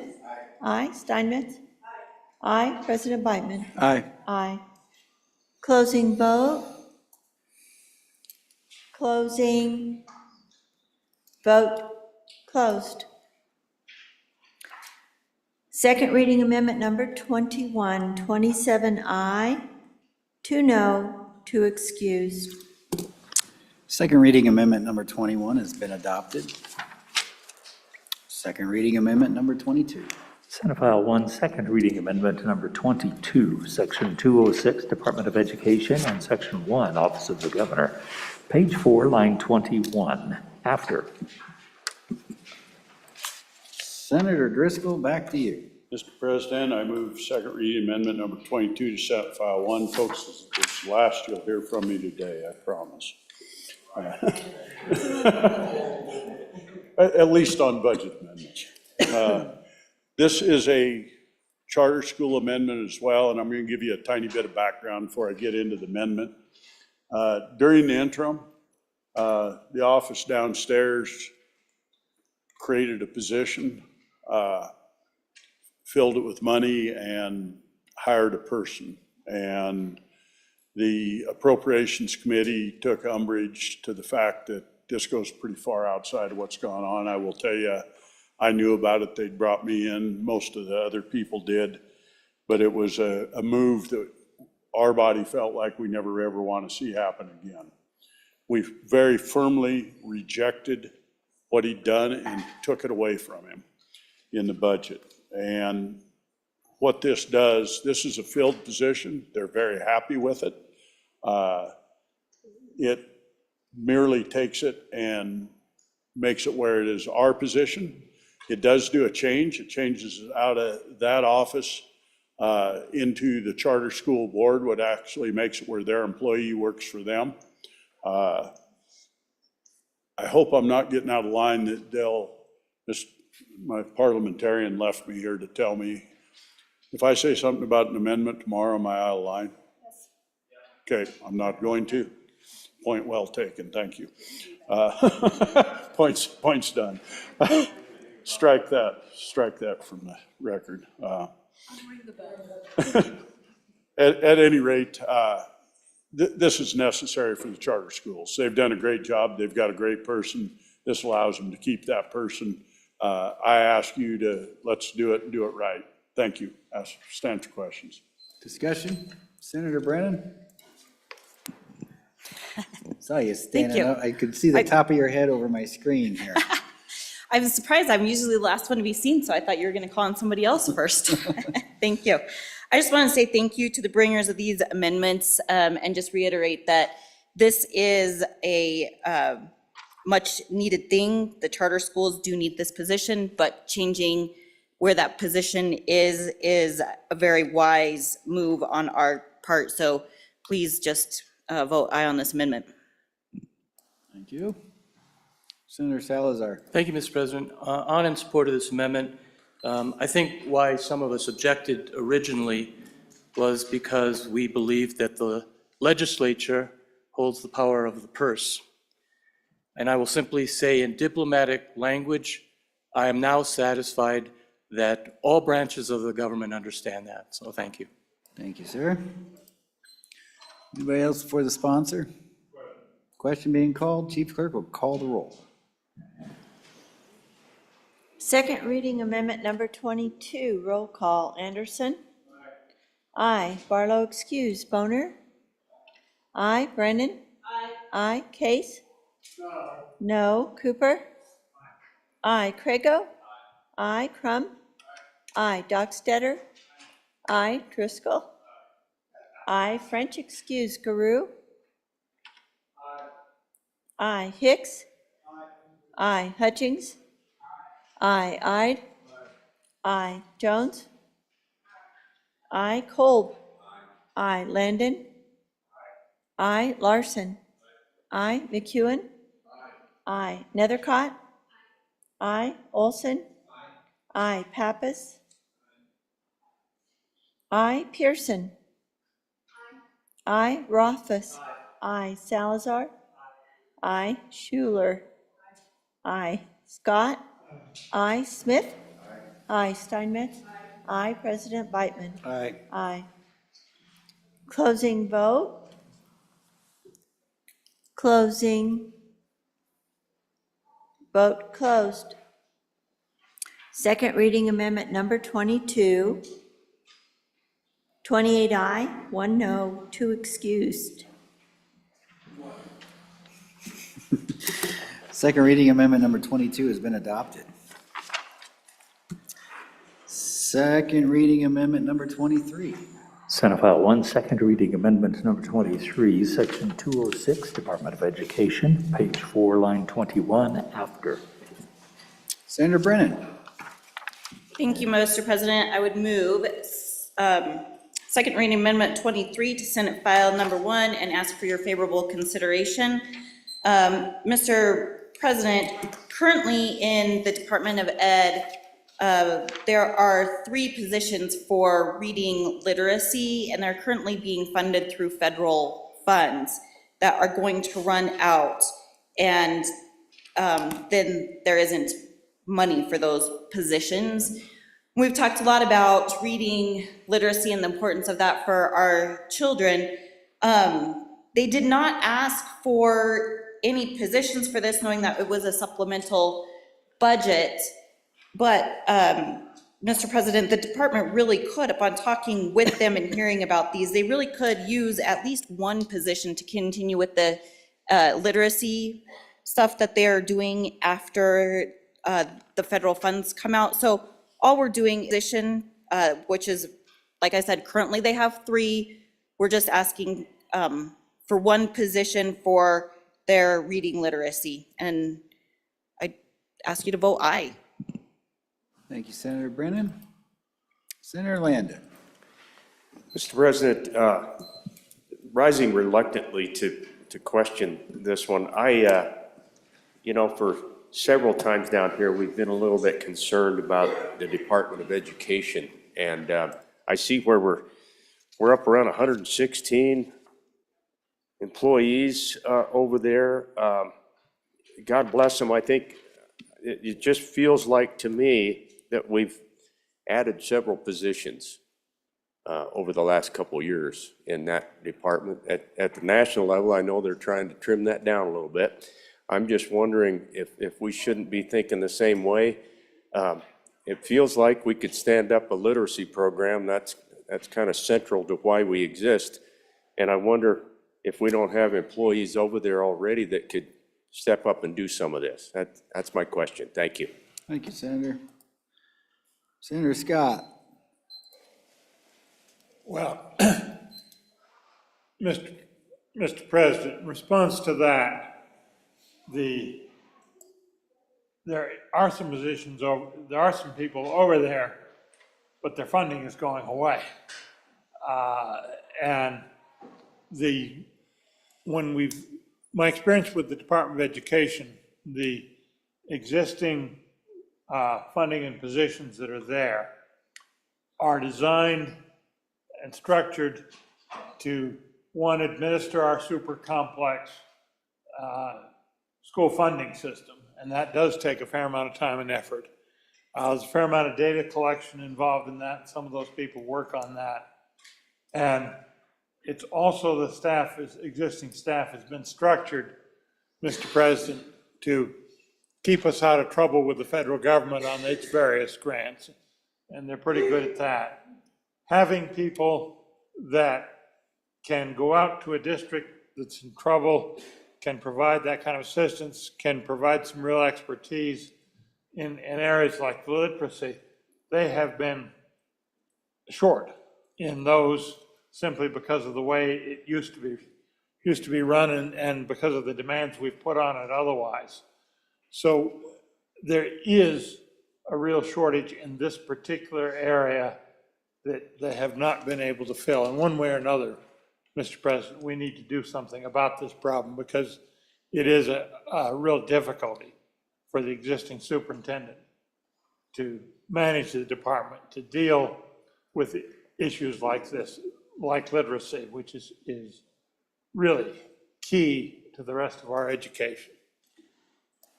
Thank you, Senator Scott. Senator Ide. Yeah, thank you, Mr. President. I would concur with my colleague from Natrona County behind me here. You know, our school funding model, we rank amongst the highest in the nation per pupil, cost per pupil to get them through K through 12. And I think we need to shrink that education funding to get us in line with our neighboring states. Some of them west of us here are half of what we are with similar test scores. So I'm not in favor of adding any more cost to our education system. Thank you, Mr. President. Thank you, Senator. Further discussion on the amendment? Back to the sponsor. Senator Brennan. Thank you, Mr. President, and thank you for the questions and discussions. So let me just go back. The department is aware in my conversations with how many positions that they have. The problem is that there is not flex to move around positions. So she can't just say, okay, well, we're down these positions, so I'm going to move you and do this. There's not ability to do that currently. And the department is also there, like I said, aware of the number of positions, and they're not asking to grow things, which is why they didn't come and ask for this. But in discussions over the interim with the department and with the superintendent, it's clear that she's not going to be able to have anybody dedicated to the literacy of our kids, which is an important issue come September when these federal funds are gone. And like I said, currently they've got 3 people working on this in the department. All that I'm bringing before you guys today is just 1 position at this time for that. So again, please vote aye. Thank you, Senator. Chief Clerk will please call the roll. Second reading amendment number 23. Roll call. Anderson? No. No. Barlow, excuse. Boner? No. Brennan? Aye. Aye. Case? No. Cooper? No. Crago? No. Crum? No. Dockstetter? No. Driscoll? No. French, excuse. Guru? No. Hicks? No. Hutchings? No. Ide? No. Jones? No. Cole? No. Landon? No. Larson? No. McEwen? No. Nethercott? No. Olson? Aye. Pappas? No. Pearson? No. Rothfuss? Aye. Salazar? No. Schuler? Aye. Scott? Aye. Smith? No. Steinmetz? No. President Beitman? No. No. Closing vote. Closing. Vote closed. Second reading amendment number 23, 5 aye, 24 no, 2 excused. Senate file, or second reading amendment number 23 has failed. Second reading amendment number 24. Senate File 1, second reading amendment number 24, Section 323, Large Project Energy Matching Funds, page 73, line 13, delete.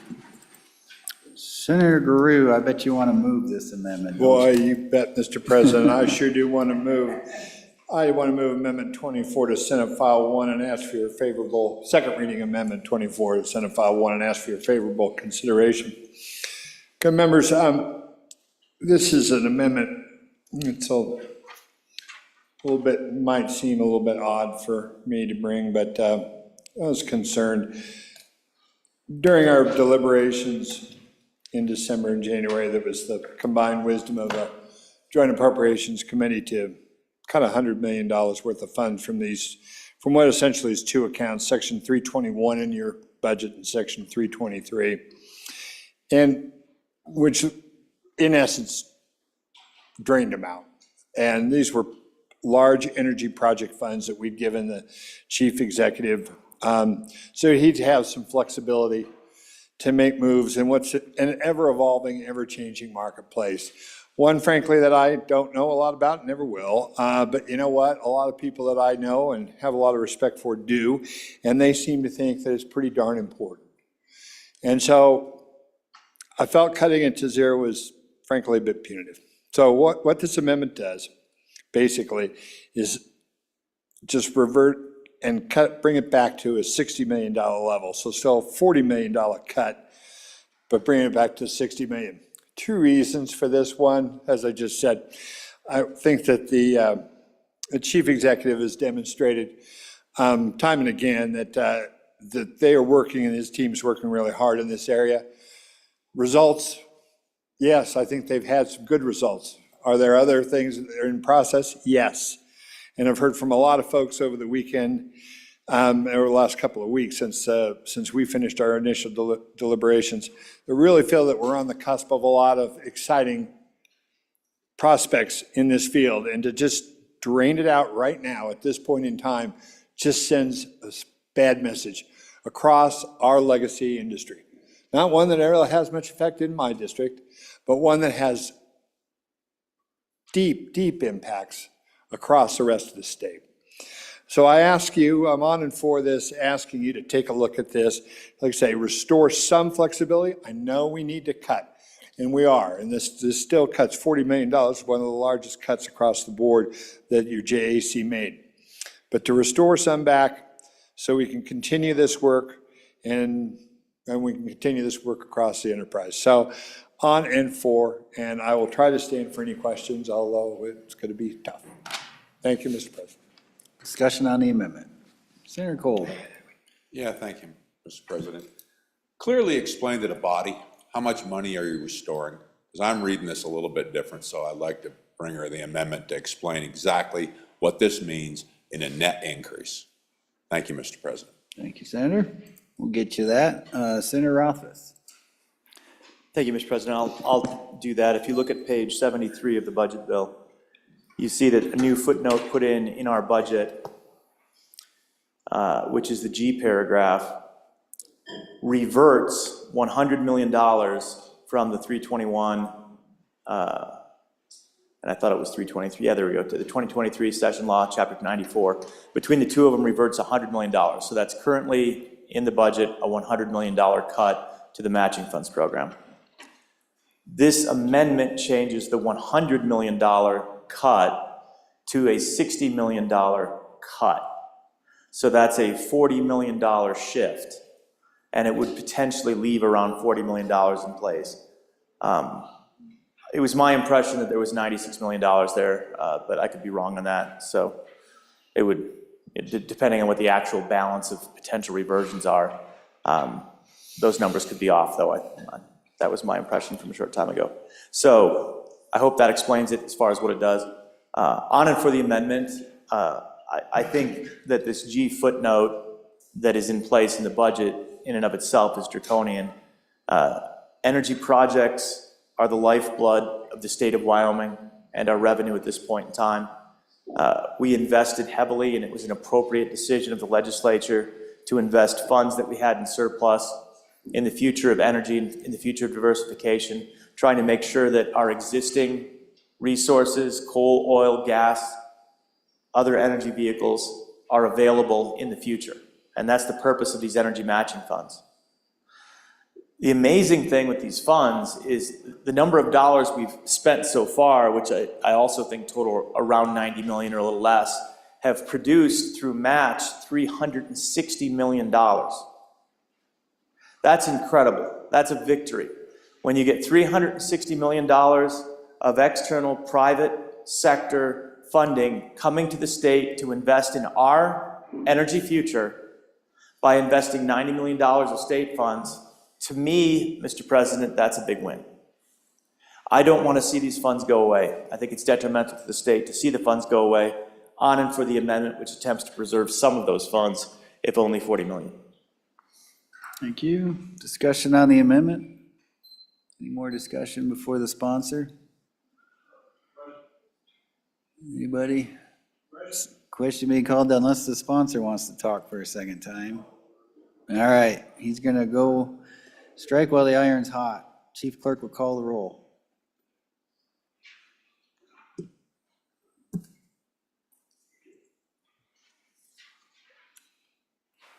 Second reading amendment number 24. Anderson? Aye. Barlow excused. Boner? No. Brennan? No. Case? No. Cooper? Aye. Crago? Aye. Crum? Aye. Dockstetter? Aye. Driscoll? Aye. French excuse. Guru? Aye. Hicks? No. Hutchings? No. Ide? No. Jones? Aye. Kolb? Aye. Landon? Aye. Larson? No. McEwen? No. Nethercott? No. Olson? No. Pappas? Aye. Pearson? No. Rothfuss? Aye. Salazar? No. Schuler? Aye. Scott? No. Smith? No. Steinmetz? No. President Beitman? No. No. Closing vote? Kolb? Kolb, aye to no. Closing. Vote closed. Second reading amendment number 24, 12 aye, 17 no, 2 excused. Second reading amendment number 24 has failed. Second reading amendment number 25. Senate File 1, second reading amendment number 25, Section 318, revisions to prior appropriations, and Section 323, large project energy matching funds, delete. Senator Dockstetter. Thank you, Mr. President. I move the second reading amendment number 25 to Senate File 1. Based on the failure, we got part of this that isn't applicable now, but I'm going to tell you why I'm interested in this. Give you some explanation. I'll get to the point in just a moment where this has helped, but in the bill, JAC requires up to 30 million in unobligated energy matching funds in Section 321 to be reverted to the budget reserves account on March 15th. It also requires up to 100 million in unobligated funds in the large project energy matching funds in Section 323 to be reverted in March. This amendment removes the revision requirement in the bill and restricts the use of the funds from 321 or 323 to be used for carbon capture or sequestration. That's out. Section 321 has about 46 million left in it at this point. It is currently in the middle of the next review. It's in the middle of the next review round with about $61 million in asks and requests. Thus far, the authority that's dealing with this has invested $98 million of energy matching funds into 16 projects Listen to this part. They've invested $98 million in energy matching funds into 16 projects that have leveraged over $260 million additional federal and private funds. Projects the funds were used for include $73.3 million in fossil fuel-related projects, 75% of that. Fossil fuel projects, that's included 5 oil and gas projects, 4 coal projects, 1 helium, 1 critical mineral and rare earth project, 1 hydrogen project. Another $9.9 million into nuclear, it's about 10%. $5 million to the renewables, 1 project there. About 10% into carbon storage and sequestration, 2 projects there. Other projects funded with 321 energy matching funds include $8 million for coal mine infrastructure roads. Energy matching funds have created 2,000 new Wyoming jobs. That's the part that drives me in all my work with energy, the jobs. Energy matching fund projects have created 2,000 new Wyoming jobs. An additional 500 jobs are in the projects with the authority now currently reviewing what they have in front of them. Section 323 has $100 million and has been reserved for unique large projects. And we understand there's some serious talks underway for nuclear fuel company looking at an area up in kind of the northeast part of our state. And pulling these funds would probably hinder those talks of investment. Members of the Senate, this is a worthwhile cause. This is what drives our state financially. I would ask for your support for this amendment. Thank you. Discussion on the amendment. Senator Salazar. Thank you, Mr. President. So this is dealing with $100 million in the reversion. I will simply say, I didn't say that having a thin, lean supplemental budget was going to be easy. But I want everyone to know that this is $100 million in the reversion. So thank you, Mr. President. Thank you, Senator. Further discussion? Senator Scott. Mr. President, as I understand the amendment, then if we pass the amendment, we'll be spending $100 million more because they won't revert. And that's the correct understanding of the amendment. I think it is, Mr. President. Mr. President, I have a question on a subordinate issue here.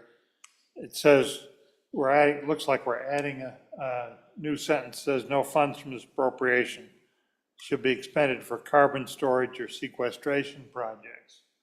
And I wonder about that because one of the real needs for our oil business is more CO2 for sequestration projects. It doesn't look like there's going to be enough, Mr. President. And so I'm wondering why, if this prohibition is being added, I'm wondering about that as an additional issue, a problem with this particular amendment. Thank you, Senator Scott. Senator Cooper. Thank you, Mr. President.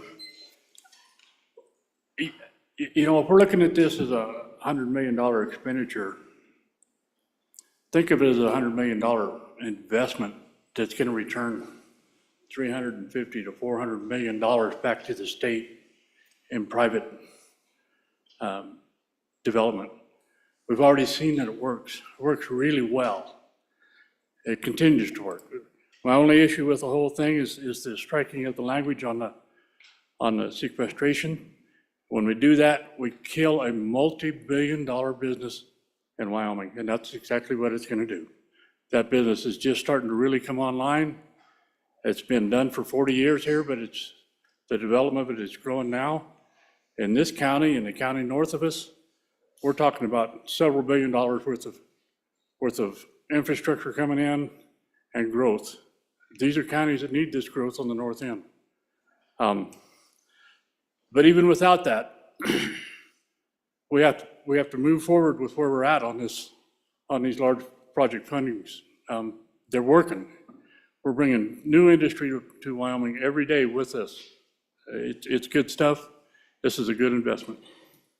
Thank you, Senator Cooper. Senator Anderson. The concern, Mr. President, the concern that this cuts out sequestration and storage, it cuts it out for this 100 million, but there are other funds available for that, and we are moving ahead with sequestration and storage. I really like us putting more money to EORI too. So if that's what this does, then that's a real win for the state. Thank you. Thank you, Senator Anderson. Senator Driscoll. Thank you, Mr. President. I get the idea of cutting budgets, but really what came out, and it's interesting. The cuts nearly all are one-time monies.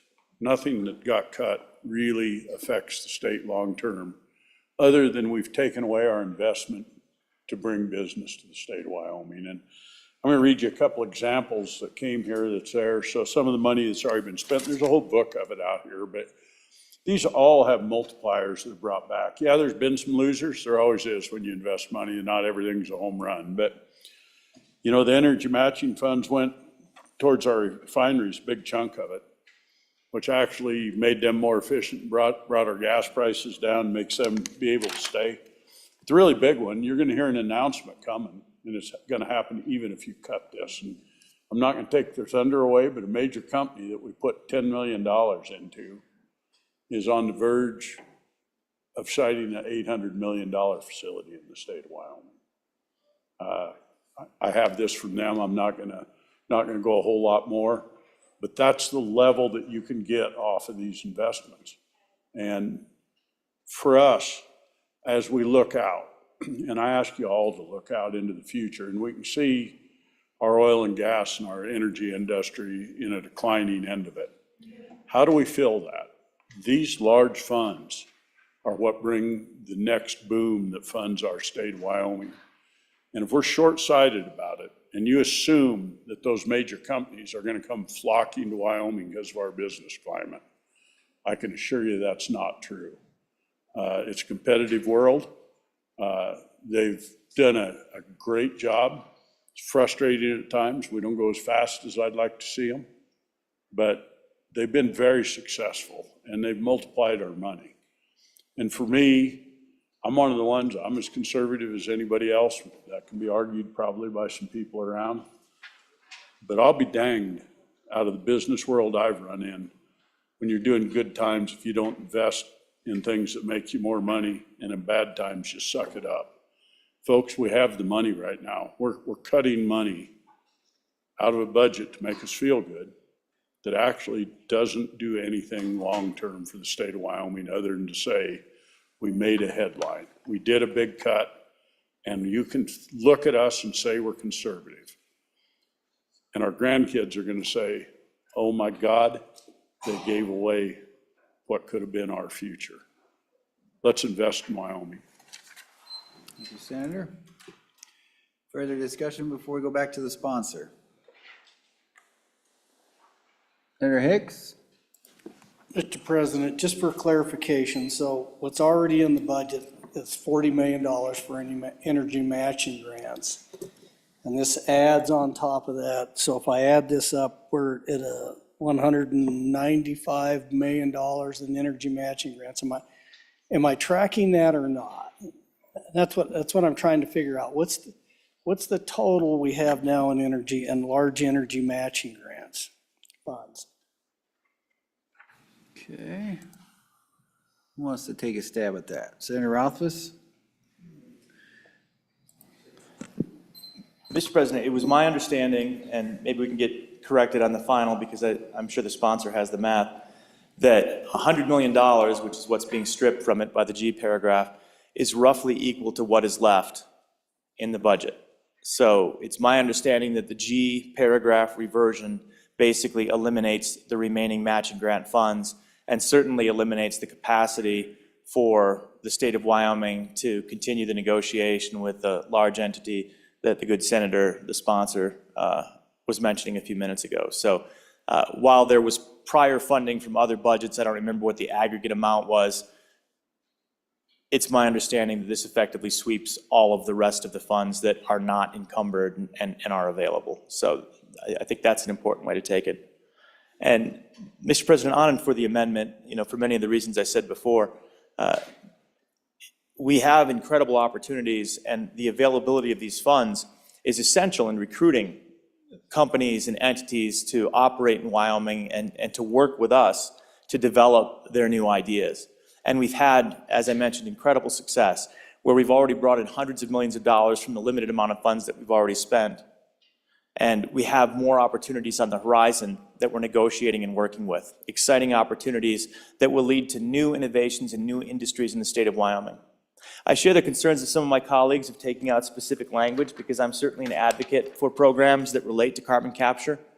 I think we have a lot of potential there, but better is the enemy of the good on this one. We have a lot of projects that aren't related to that we can be benefiting from with this $100 million restored. Mr. President, one other thought, just from a philosophical standpoint. When we talk about this lean, mean budget and the idea that we're bringing a supplemental budget that doesn't do new things because it's only relying on emergencies, I think it's a little bit disingenuous and unfair to say that it's okay for us to go back and make dramatic cuts to the previous budget, that's open. Everything in terms of cutting is okay. We don't need an emergency to cut, but we do need an emergency to add somehow. All right, if the idea of this particular supplemental budget is not to make significant changes, that's rational. But it needs to go both ways, Mr. President, and taking away $100 million of energy and large project grant funding, effectively eliminating that program, which has been incredibly successful through the budget, to me, that's a big deal. This is one of the biggest things that the budget's doing in that G paragraph. It is tying our hands behind our back when it comes to new development. Mr. President, we pay careful attention to all of these projects on the Minerals Committee. That's why you'll see all the Minerals Committee members that have been standing up and supporting this particular provision in statute, because we know and understand the importance of these projects. We know how effective these dollars have been spent, and we're really quite enthused about their opportunities in the future. This is a good amendment. This helps us to provide the opportunities for the future, and I urge everyone to support this restoration of funding. Anybody else wish to speak before the sponsor? Senator Cole. Yeah, thank you, Mr. President. Just a question. I know in the past it's come up that funds don't get expended. They get allocated, appropriated, and they just sit there. So what is currently going on for this to be expended before we do a budget session? I mean, I know I've heard some things, but of course, no guarantees. And I guess with that, I hope it comes to the area in the Sweetwater, any of these large projects. But that being said, what's the urgency for this to be done right now? Thank you, Mr. Chair. Thank you, Senator. Let's see.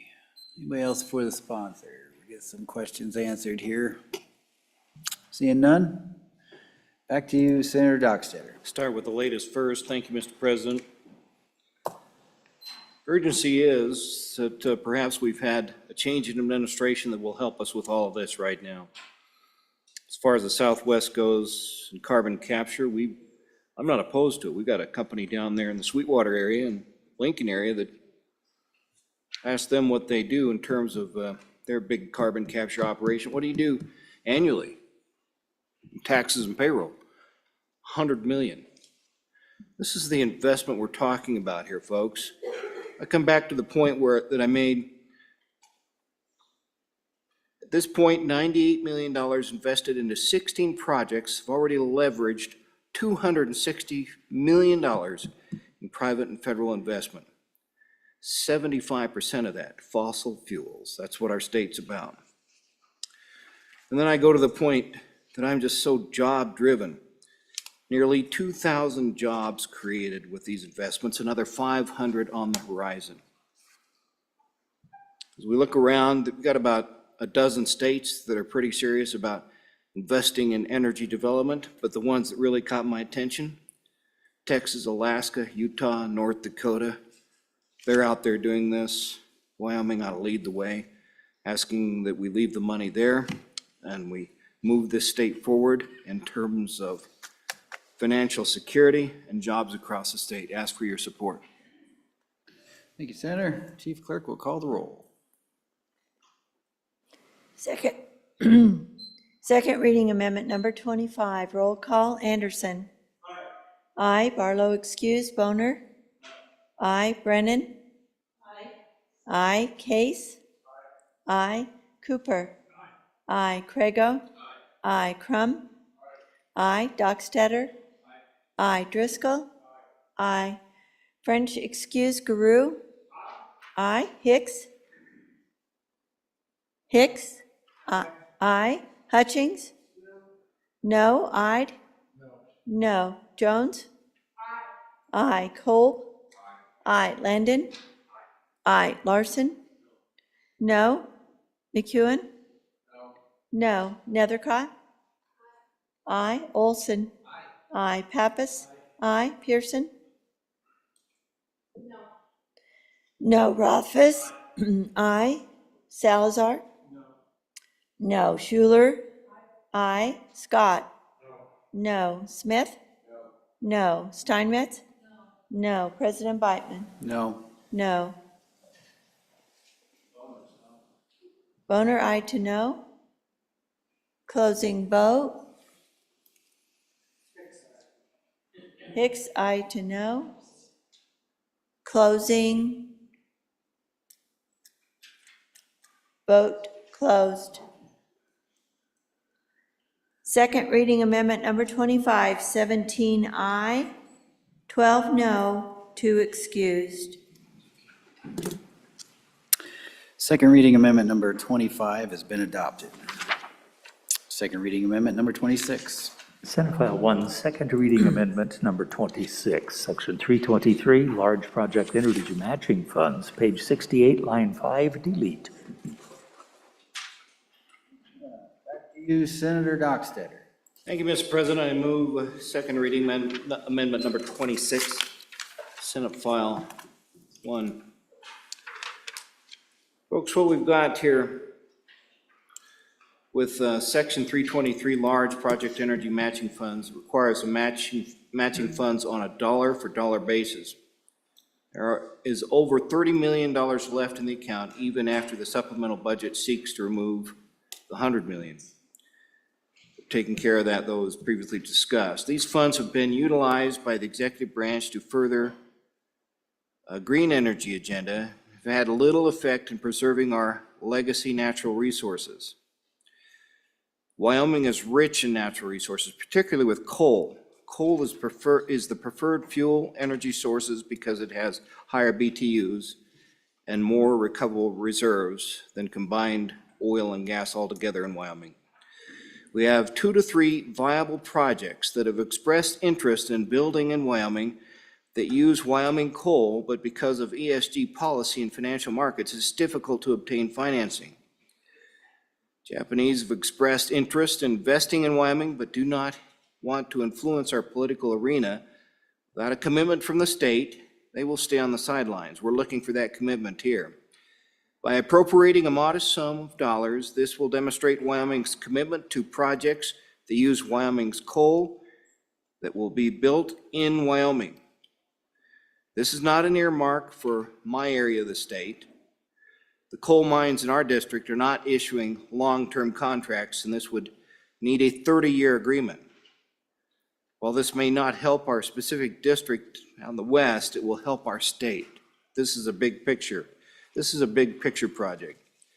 Coal is not done, and I believe the future is bright as science has developed such that a new plant can be built that will use Wyoming coal with little to no emissions. This does not need additional money. It is not an ask for additional funds, asking for your support. Thank you, Senator. Discussion on the amendment? Senator Rothfuss.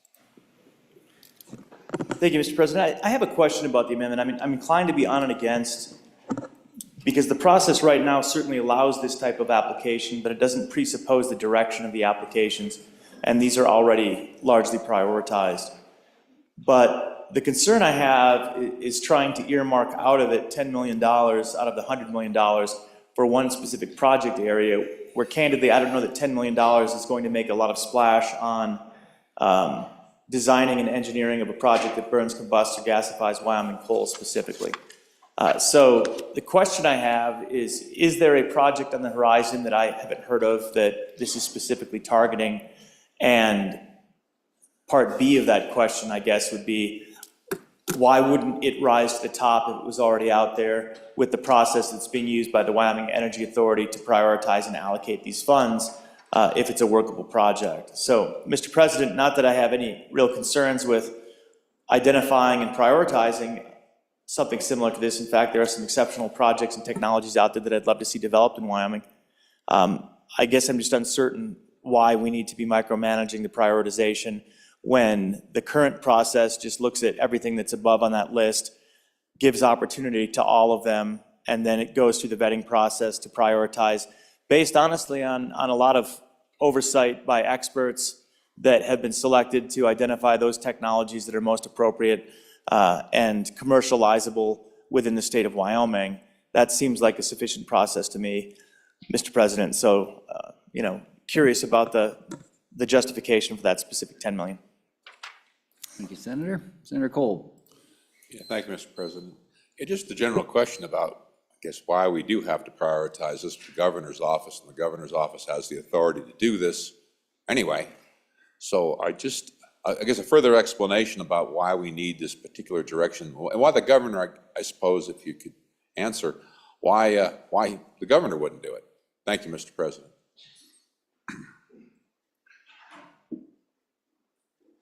Thank you, Senator Cole. Who else for the sponsor? All right, back to you, Senator Dockstader. Thank you, Mr. President. I would love to have the top office do it, but we're going to do it. We're going to direct that we use Wyoming coal. As noted in the amendment, project that burns, combusts, or gasifies Wyoming coal. This directs it specifically. A project designed under this subsection shall be physically located within the state of Wyoming. It uses our product, and it's located in Wyoming. Simply asking for your support. Thank you. Chief Clerk will call the roll.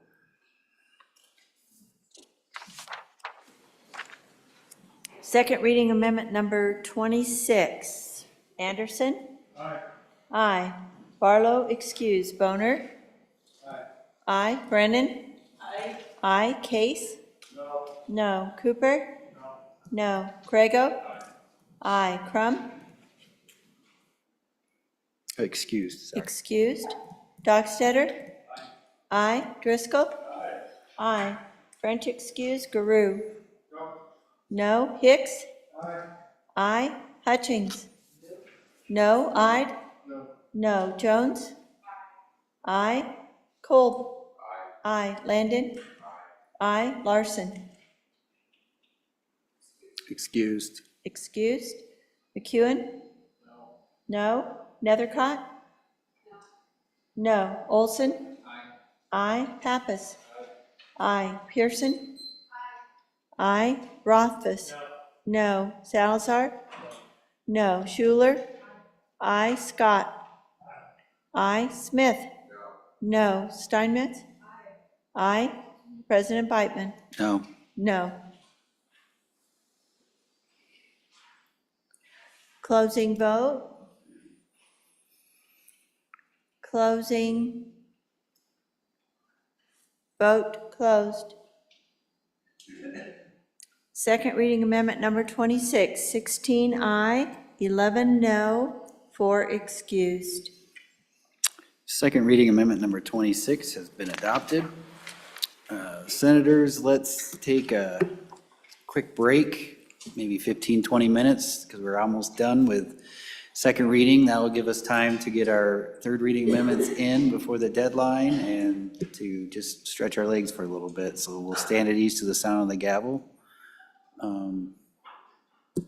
Plan on being back here at what time, say? Yep, Madam Majority Floor Leader. Yeah, Mr. President, plan on being back, Senators, at 2:45. This is just a quick courtesy break. I'm sorry, 4:45. You all hopefully know it's not 2. 4:45. And we will anticipate going a little longer tonight. I hope to get through second and third reading, maybe if possible, maybe a couple of bills on general file. So let's get to work, but let's take a break, get re-energized, fill up on the coffee, whatever you need. 4:45. All right, stand at ease to the sound of the gavel.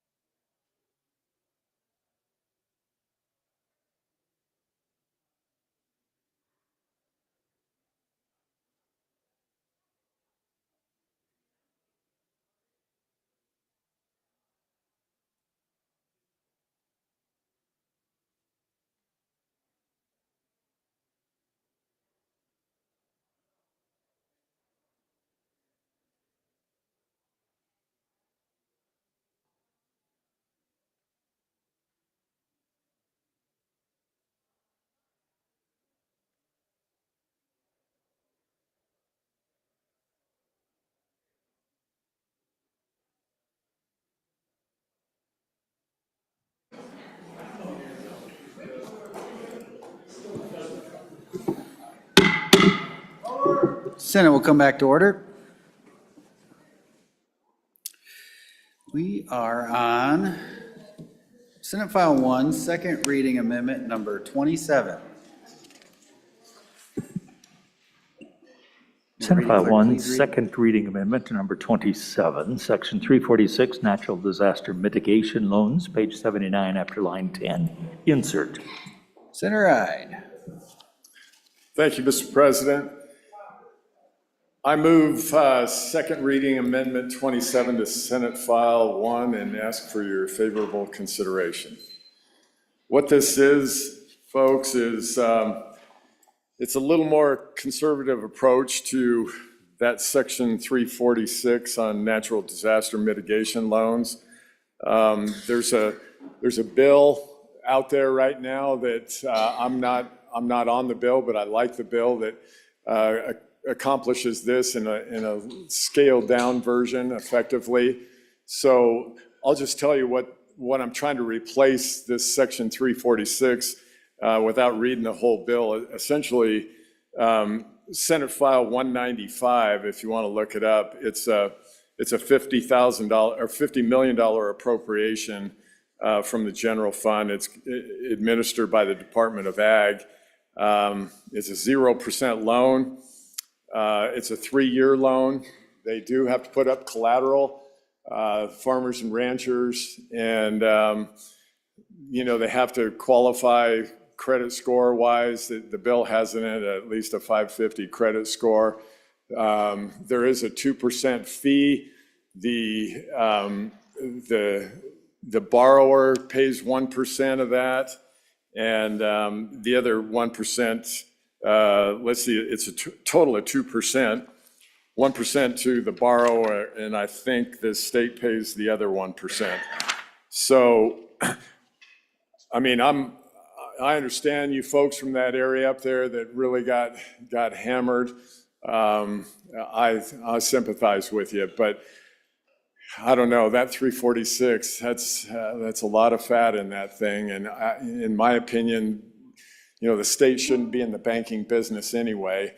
They're not schooled to analyze risk and look at collateral and all of those things. So this still is a state loan effectively, but it's not as much, and it's, I think, a better conservative way to go about this is natural disaster mitigation. So stand for any questions. Thank you. Discussion on the amendment? Discussion? Anybody? Okay. Is this a roll call? No, it's not. Unless somebody wants to have a roll call. Seeing none, all those in favor say aye. Aye. All those opposed, no. Division. We should have just done a roll call. All those in favor stand.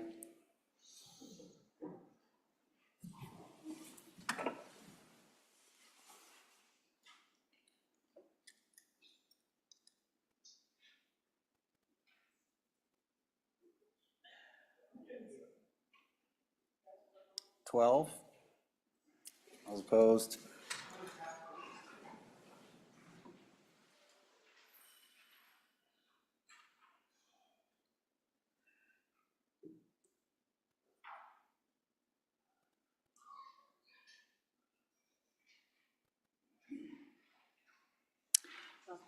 Fourteen no, 12 aye. That amendment has failed. Senate File 1, second reading amendment number 28. Senate File 1, second reading amendment number 28, Section 346, Natural Disaster Mitigation Loans, delete. Who is this? Senator Crago. Thank you, Mr. President. So my desk mate started the day by saying this afternoon, happy news is on its way to you, and I will end the day with the same comment because I respectfully withdraw second reading. Absent objection, you are our hero. Thank you, Senator Crago. That amendment has been withdrawn. All right.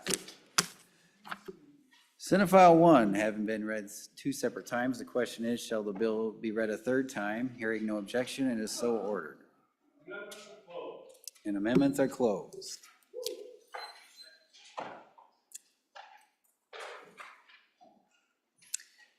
Pursuant to Joint Rule 14-1B, 3rd reading will begin the 2nd legislative working day after 2nd reading is completed, which will be Friday. Okay. Bills on 2nd reading.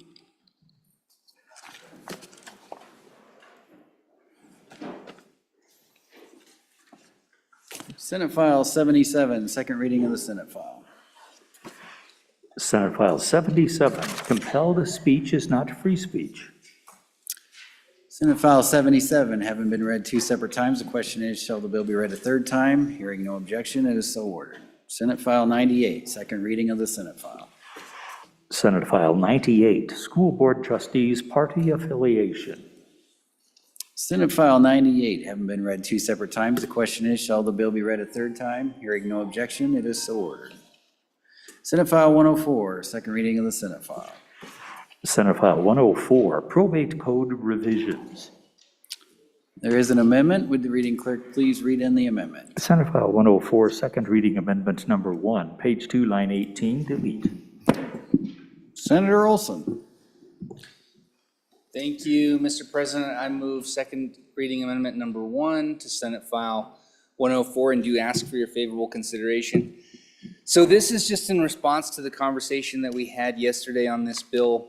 I think just trying to find a compromising position between what was proposed to you yesterday, body, which was to move the probate threshold to 300,000 from 500,000 as the bill sets it. This is the compromise, I think, at 400,000. I've talked to the association that represents trusts. I've talked to some probate and estate lawyers as well, and they all feel really, really comfortable and confident with this number. So I think industry-wise, this is a good place to be, and hopefully it gets the good majority floor leader on support of this bill too. Thank you, Mr. Chairman. Thank you. Madam Majority Floor Leader. Thank you, Mr. President. Forced to be on and for the amendment through coercion in light of the body's compelling vote no against my amendment yesterday. So I sent you a riveting email with a link to an assessment of all 50 states, which I considered handing out because I went through page by page and highlighted them all. I just want it to be known that the state to the north of us, their cap is 50,000. The state to the east of us, 50,000. The state that we're always in competition with is 100,000. One of our Dakota Territory states is 50,000. The other one, 50,000. The state with the big star, 75,000. The state that competes with us for oil production, 150. The highest in the country right now is the state that we compete for with LLC filings, where there's a lot of casinos. It's 300,000. That was my proposed amendment the day before. That failed epically because we thought 500,000 was more appropriate. I strongly encourage you to listen to the wisdom of our 49 other sister states, of which probably 43 of those are well below 100,000. And be very, very cautious with where we're going, because there's a reason why. I actually thought about doing $1 million amendment, because if 5,000 is okay, why would $1 million be wrong? But why would we have any cap on a summary probate procedure, if anyone can speak to that? Yes, I know, I'm pushing it. On and for the amendment that I don't want to vote for, because you think 500 is better. Thank you, Mr. President. Thank you, Senator Hutchings. Okay, getting salty here in the late afternoon. Senator Rothfuss. Thank you, Mr. President. On and for the amendment, and it does make me wonder what a third reading amendment that said roughly what the committee of the whole amendment said, but with that context, how it might do. Just curious, Mr. President. I think we might. Looking forward to it. This is why we don't work past 5. Senator Cole. Thank you, Mr. President. On and for the amendment. Obviously, our forward-facing attorneys have decided this is a good idea, and I'm agreeing with them, and I think we're in good company with the folks down south and another gambling area. I think puts us in good stead. This is the horse I'd like to ride. Thank you, Mr. President. Here we go with the horses. All right, anybody else? Back to the sponsor? No, nothing to say? Okay. All those in favor of Senator Olson's motion to adopt second reading amendment number 1 to Senate File 104, please say aye. Aye. All those opposed, no. The amendment has been adopted. We are back on the bill. Discussion on the bill? Seeing none. Senate File 104 having been read 2 separate times. The question is, shall the bill be read a third time? Hearing no objection, it is so ordered. Senate File 137, second reading of the Senate file. Senate File 137, School Finance Cash Reserves. Senate File 137 having been read 2 separate times. The question is, shall the bill be read a third time? Hearing no objection, it is so ordered. Senate File 153, second reading of the Senate file. Senate File 153, Residential Real Property Taxable Value. Senate File 153 having been read 2 separate times. The question is, shall the bill be read a third time? Hearing no objection, it is so ordered. Senate File 158, second reading of the Senate file.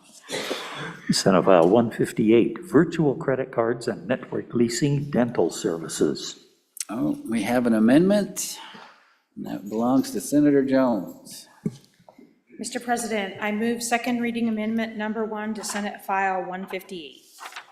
Oh, can we read it in first? I'm sorry. Oh, sorry. Senate File 158, second reading amendment number 1, page 5, lines 11 through 17, delete. I'm sorry. Okay, Senator Jones, go for it. I move second reading amendment number 1 to Senate File 158. This is just a quick little amendment that actually kind of got missed, and it should have been added in with the amendment that we brought in committee of the whole. But basically, it doesn't change the intent of providers to opt out of the network agreement. It just creates some uniform language to conform with the Model Act, and the Model Act is the National Council of Insurance Legislators. So that's all this does. It's just like a little cleanup amendment. All right, discussion on the amendment? No discussion? Are you ready for the question? All right, all those in favor of Senator Jones's motion to adopt second reading amendment number 1 to Senate File 158, please say aye. All those opposed, no. Amendment has been adopted. We are back on the bill. Discussion on the bill? Seeing none. Senate File 158 having been read 2 separate times. The question is, shall the bill be read a third time? Hearing no objection, it is so ordered. Bills on third reading and final passage. Madam Majority Floor Leader, do we have a consent list? Mr. President, I move the third reading consent list as follows. Senate File 101, post-conviction DNA testing procedure amendments. Senate File 111, net metering revisions. Senate File 114, missing persons reporting requirement. Senate File 127, administrative rules, legislative review and objection. Senate File 139, trapping requirements, licenses, seasons, and setbacks. Senate File 143, public monies, deposits, and credit unions. Senate File 148, fire suppression and restoration funding. Senate File 149, wildlife conservation license plates amendments. Senate File 152, Wildfire Management Task Force and State Forester. Senate File 165, cancellation of registration notice amendments. Senate File 167, Board of Chiropractic Examiners Criminal History Records.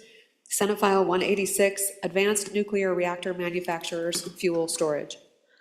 Thank you. Would anybody like any of these bills removed from the consent list? Senator Crago. Thank you, Mr. President. I'd ask that Senate File 148, fire suppression and restoration funding, be removed from the consent list. Thank you. Any others? Senator Nethercott. Mr. President, absent objection, I would request that Senate File 127, administrative rules, legislative review, and objection be laid back for one day. I'm sorry, We be have to pulled from remove the it. consent list. Yep, let's pull it. Sorry. It's been pulled from the consent list. Okay, any others? Senator Nethercott. Mr. President, I would request that Senate File 152 Wildfire Management Task Force and State Forester be removed from the consent list. Okay. Any more? Seeing none. Having been read 3 separate times, the question is, shall these bills pass the Senate? Senate File 101, Post-Conviction DNA Testing Procedure Amendments. Senate File 111, Net Metering Revisions. Senate File 114, Missing Persons Reporting Requirement. Senate File 139, Trapping Requirements, Licenses, Seasons, and Setbacks. Senate File 143, Public Monies, Deposits, and Credit Unions. Senate File 149, Wildlife Conservation License Plates Amendments. Senate File 165, Cancellation of Registration Notice Amendments.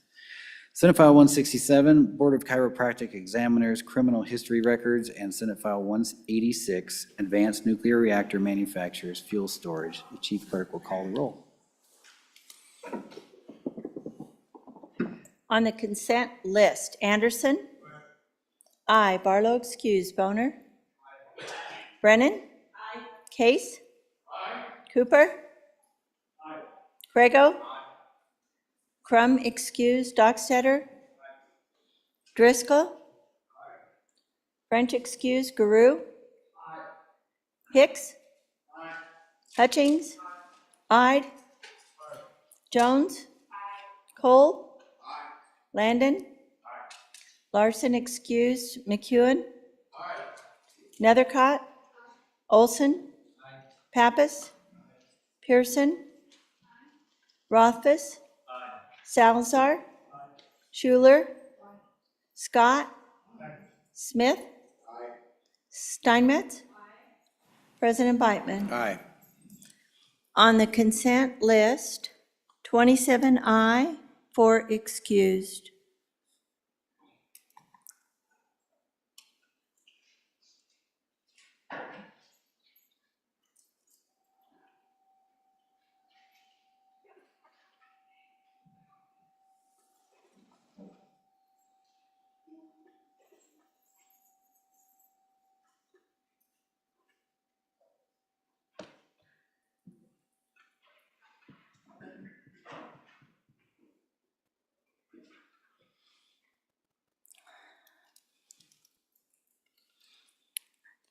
Senate File 101, are there any changes?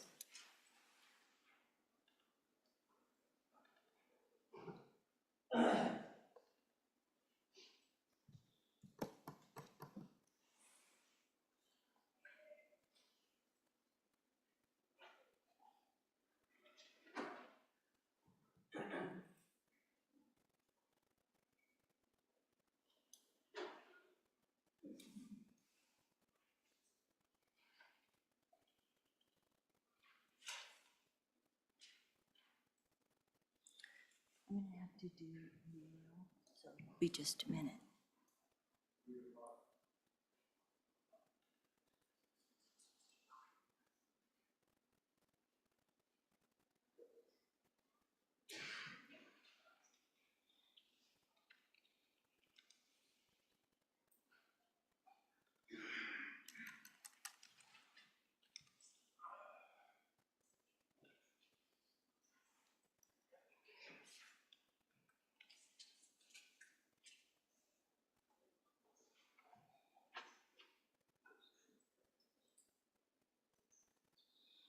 Senate File 101, are there any changes? Closing vote. Closing. Vote closed. Senate File 101, 27 aye, 4 excused.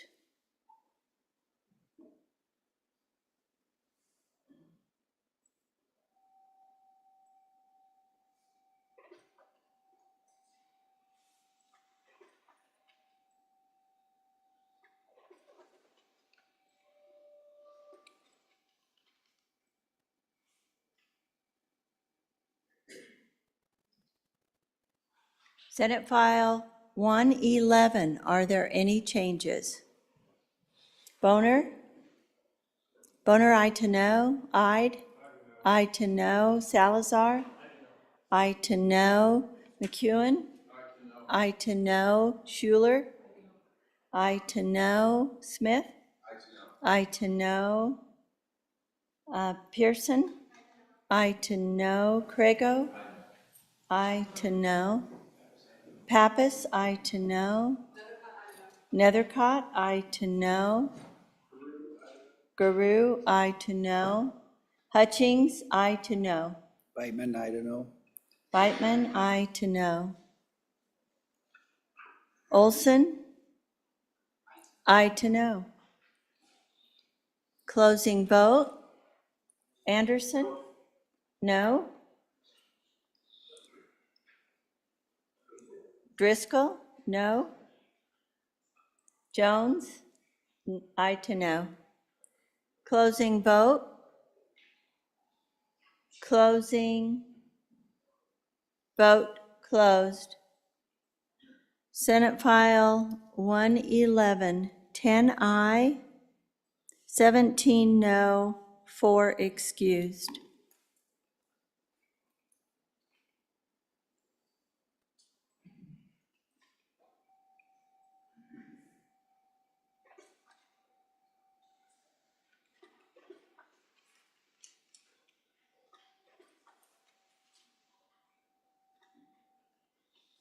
Senate File 114, are there any changes? Closing vote. Closing vote closed. Senate File 114, 27 aye, 4 excused.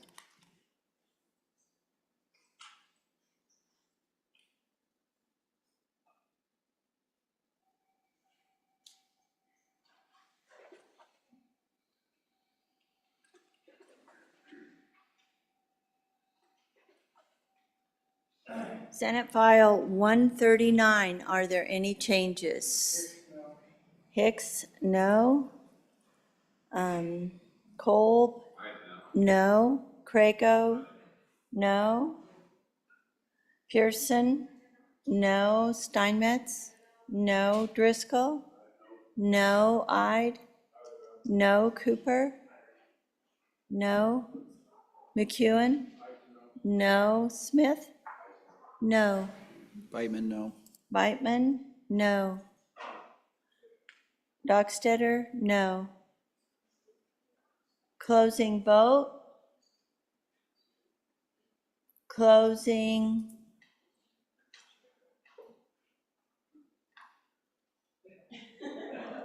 Dockstetter?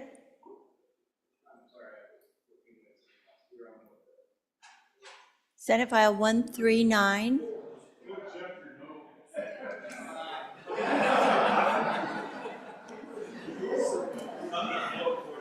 Dockstetter, no to aye.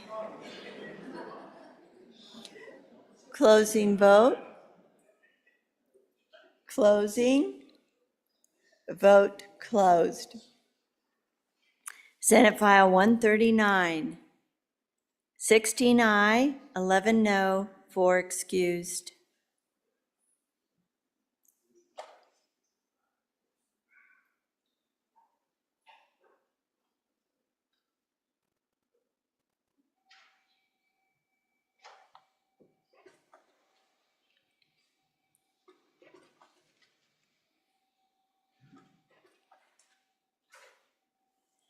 Senate File 143, are there any changes? Craigo? Aye to no. Boner? Aye to no. Steinmetz? Aye to no. Case? Aye to no. Smith? Aye to no. Scott? No. Closing. Dockstetter? No. Hutchings? No. Closing vote. Closing. Vote closed. Senate File 143, 19 aye, 8 no, 4 excused.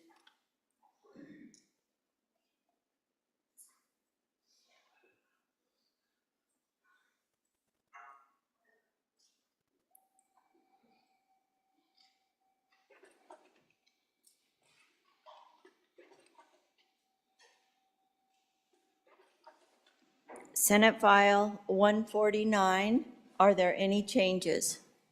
Aye. Aye to no. Closing vote. Closing. Vote closed.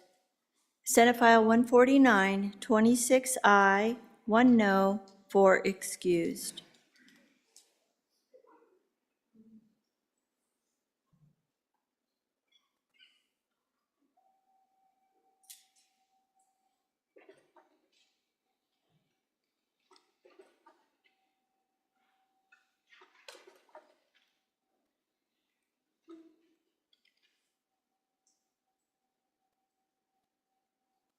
Senate File 165, are there any changes?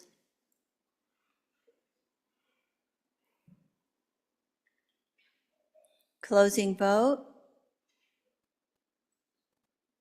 Closing. Vote closed. Senate File 165, 27 aye, 4 excused.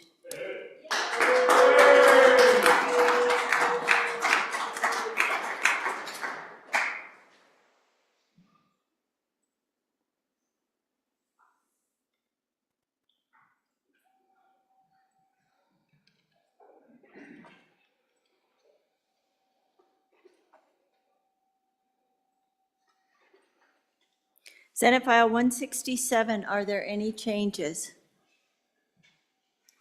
Aye. Aye to no. Closing vote. Closing. Vote closed. Senate File 167, 26 aye, 1 no, 4 excused.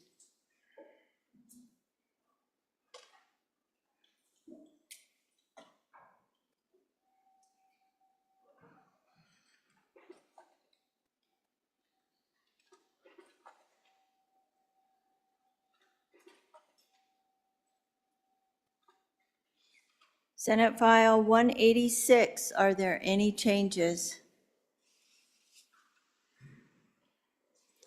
Aye. Aye to no. Pearson. Aye to no. Steinmetz. Aye to no. Hutchings. Aye to no. McEwen. Aye to no. Schuler. Aye to no. Closing vote. Closing. Vote closed. Senate File 186, 21 aye, 6 no, 4 excused.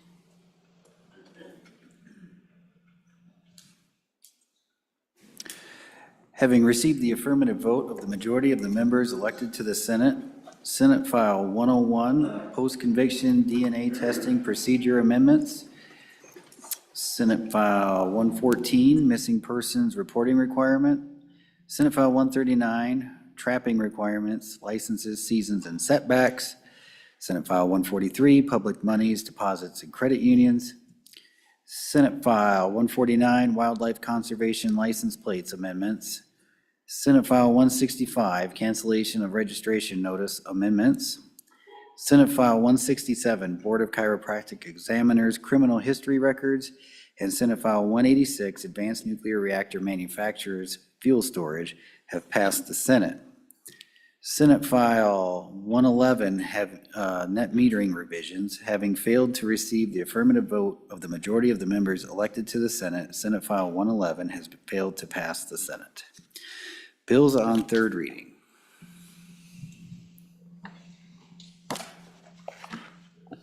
Oops. Just a second here. Senator Landon. Mr. President, may I have quick privilege of the floor? Sure. Please, thank you. Just for the public's consumption, there was an ovation in the middle of that list of several bills, and the reason for that is that Senator Pearson just passed her first bill through the Wyoming Senate. So that's what was going on there. I just thought we ought to recognize that unto itself, so. Thank you. Hear, hear. Not bad for a freshman.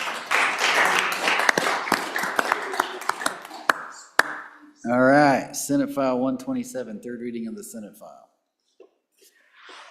Senate File 127, Administrative Rules, Legislative Review and Objections, sponsored by Senator Boner, an act relating to administrative procedure. Senator Nethercott. Mr. President, absent objection, I'd ask that this bill be laid back one day. Absent objection, Senate File 127 has been laid back one day. Senate File 148, third reading of the Senate file. Senate File 148, Fire Suppression and Restoration Funding, sponsored by Senator Crago, an act relating to wildfires. Senator Crago. Mr. President, absent objection, I would ask that Senate File 148, Fire Suppression and Restoration Funding be laid back one day. Hearing no objection, Senate File 148 is laid back for one day. And Senate File 152, third reading of the Senate file. Senate File 152, Wildfire Management Task Force and State Foresters, sponsored by Senator Barlow, an act relating to state lands. Senator Nethercott. Mr. President, absent objection, I'd ask that Senate File 152, Wildfire Management Task Force and State Forester be laid back for one day. Hearing no objection, Senate File 152 is laid back for one day. All right. Let's see, do we have any reports from standing committees? All right, let's read those in before we go. Mr. President, the following reports are dated February 5, 2025. Committee number 7, Corporations, Elections, and Political Subdivisions, to whom is referred Senate File 174, Constitutional Apportionment 2, respectfully reports same back to the Senate with the recommendation that it do pass. Ayes, Senators Boner, Case, Dockstader, Landon, and Steinmetz. Senator Case, Chairman.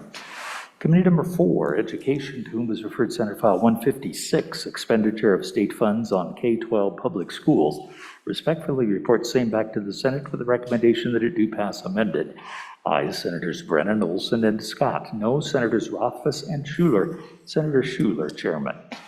Committee number 4, Education, to whom is referred Senate File 178, Fixing Reading Failure, respectfully reports same back to the Senate with the recommendation that it do pass amended.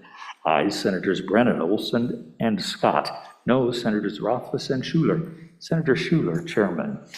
Committee number 9, Minerals, Business and Economic Development, to whom is referred Senate File 154, Industrial, Wind, and Solar Projects, hearing deadline. Respectfully reports same back to the Senate with a recommendation that it do pass. Ayes, Senators Anderson, Cooper, Jones, Nethercott, and Rothfuss. Senator Anderson, Chairman. Committee number 9, Minerals, Business and Economic Development, to whom is referred Senate File 179, Sage Grouse Compensatory Mitigation Amendments. Respectfully reports same back to the Senate with a recommendation that it do pass.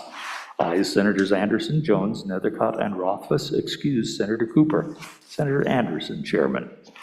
Committee number 3, Revenue, to whom is referred Senate File 94, Wind River Reservation Remote Sales and Use Tax. Respectfully reports same back to the Senate with the recommendation that it do pass. Ayes, Senators Case, McEwen, and Pappas. No, Senators French and Ide. Senator McEwen, Chairman. Committee number 3, Revenue, to whom is referred Senate File 93, Tribal Trust Land Sales and Use Tax Exemption. Respectfully reports same back to the Senate with the recommendation that it do pass. Ayes, Senators Case, French, Ide, McEwen, and Pappas. Senator McEwen, Chairman. Committee number 1, Judiciary, to whom is referred Senate Joint Resolution 8, Political Expenditures. Respectfully reports same back to the Senate with a recommendation that it do pass. Ayes, Senators Crago, Crum, Hicks, Kolb, and Olson. Senator Olson, Chairman. Committee number 10, Labor, Health, and Social Services, to whom is referred Senate File 175, Unemployment Insurance Coverage Period and Reporting. Respectfully reports same back to the Senate with the recommendation that it do pass amended. Ayes, Senators Crum, Hutchings, and Steinmetz. No, Senators Barlow and Scott. Senator Scott, Acting Chairman. Thank you, Randy. Do we have any messages from the House? Oh, let's do a re-referral first. It looks like Senator Olson's got a re-referral. I can tell by the look in his eye. Yep, Mr. President, I would really like to request to re-refer Senate File 124 to Committee number 2, Appropriations. Absent objection, it is so ordered. Okay, messages from the House. Mr. President, the following messages are dated February 5, 2025, from the House of Representatives. Message number 183, House Bill number 154, false voting amendments, passed the House on third reading, ayes 60, excused 2. The following messages all passed the House on third reading. Message number 184, House Bill 166, State Auditor Payment Transparency, ayes 60, excused 2. Message number 185, House Bill number 188, Two Families, One Nanny, ayes 60, excused 2. Message number 189, House Bill number 242, Manufacturers and Dealers of New Trailers changes, ayes 60, excused 2.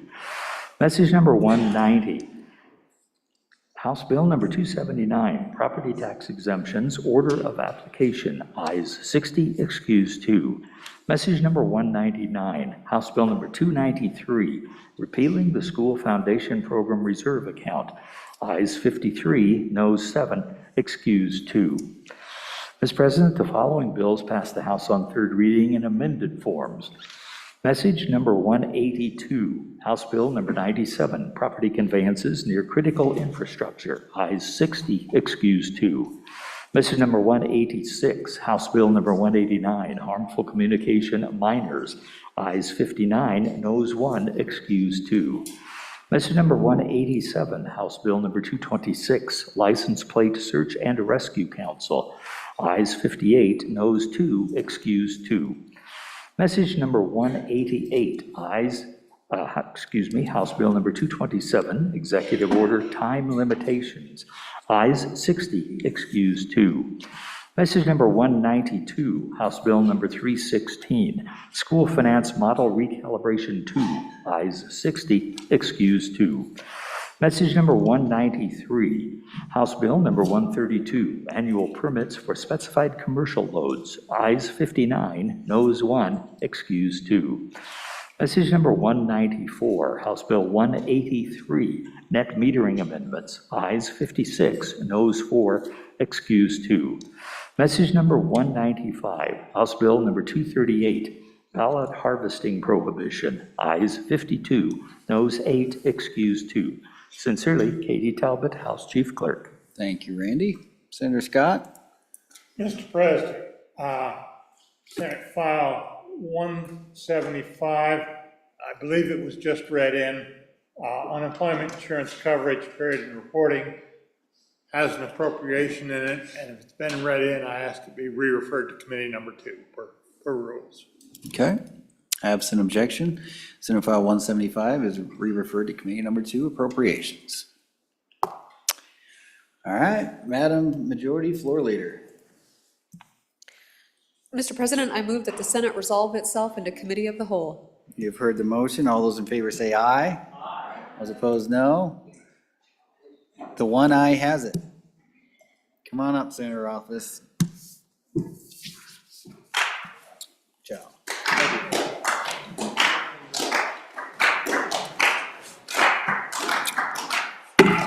Committee of the Whole will please come to order.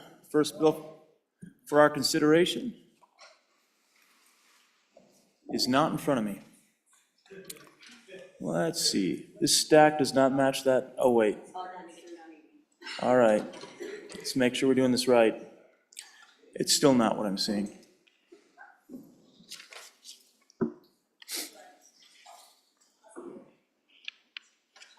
Bill. Nope. One moment.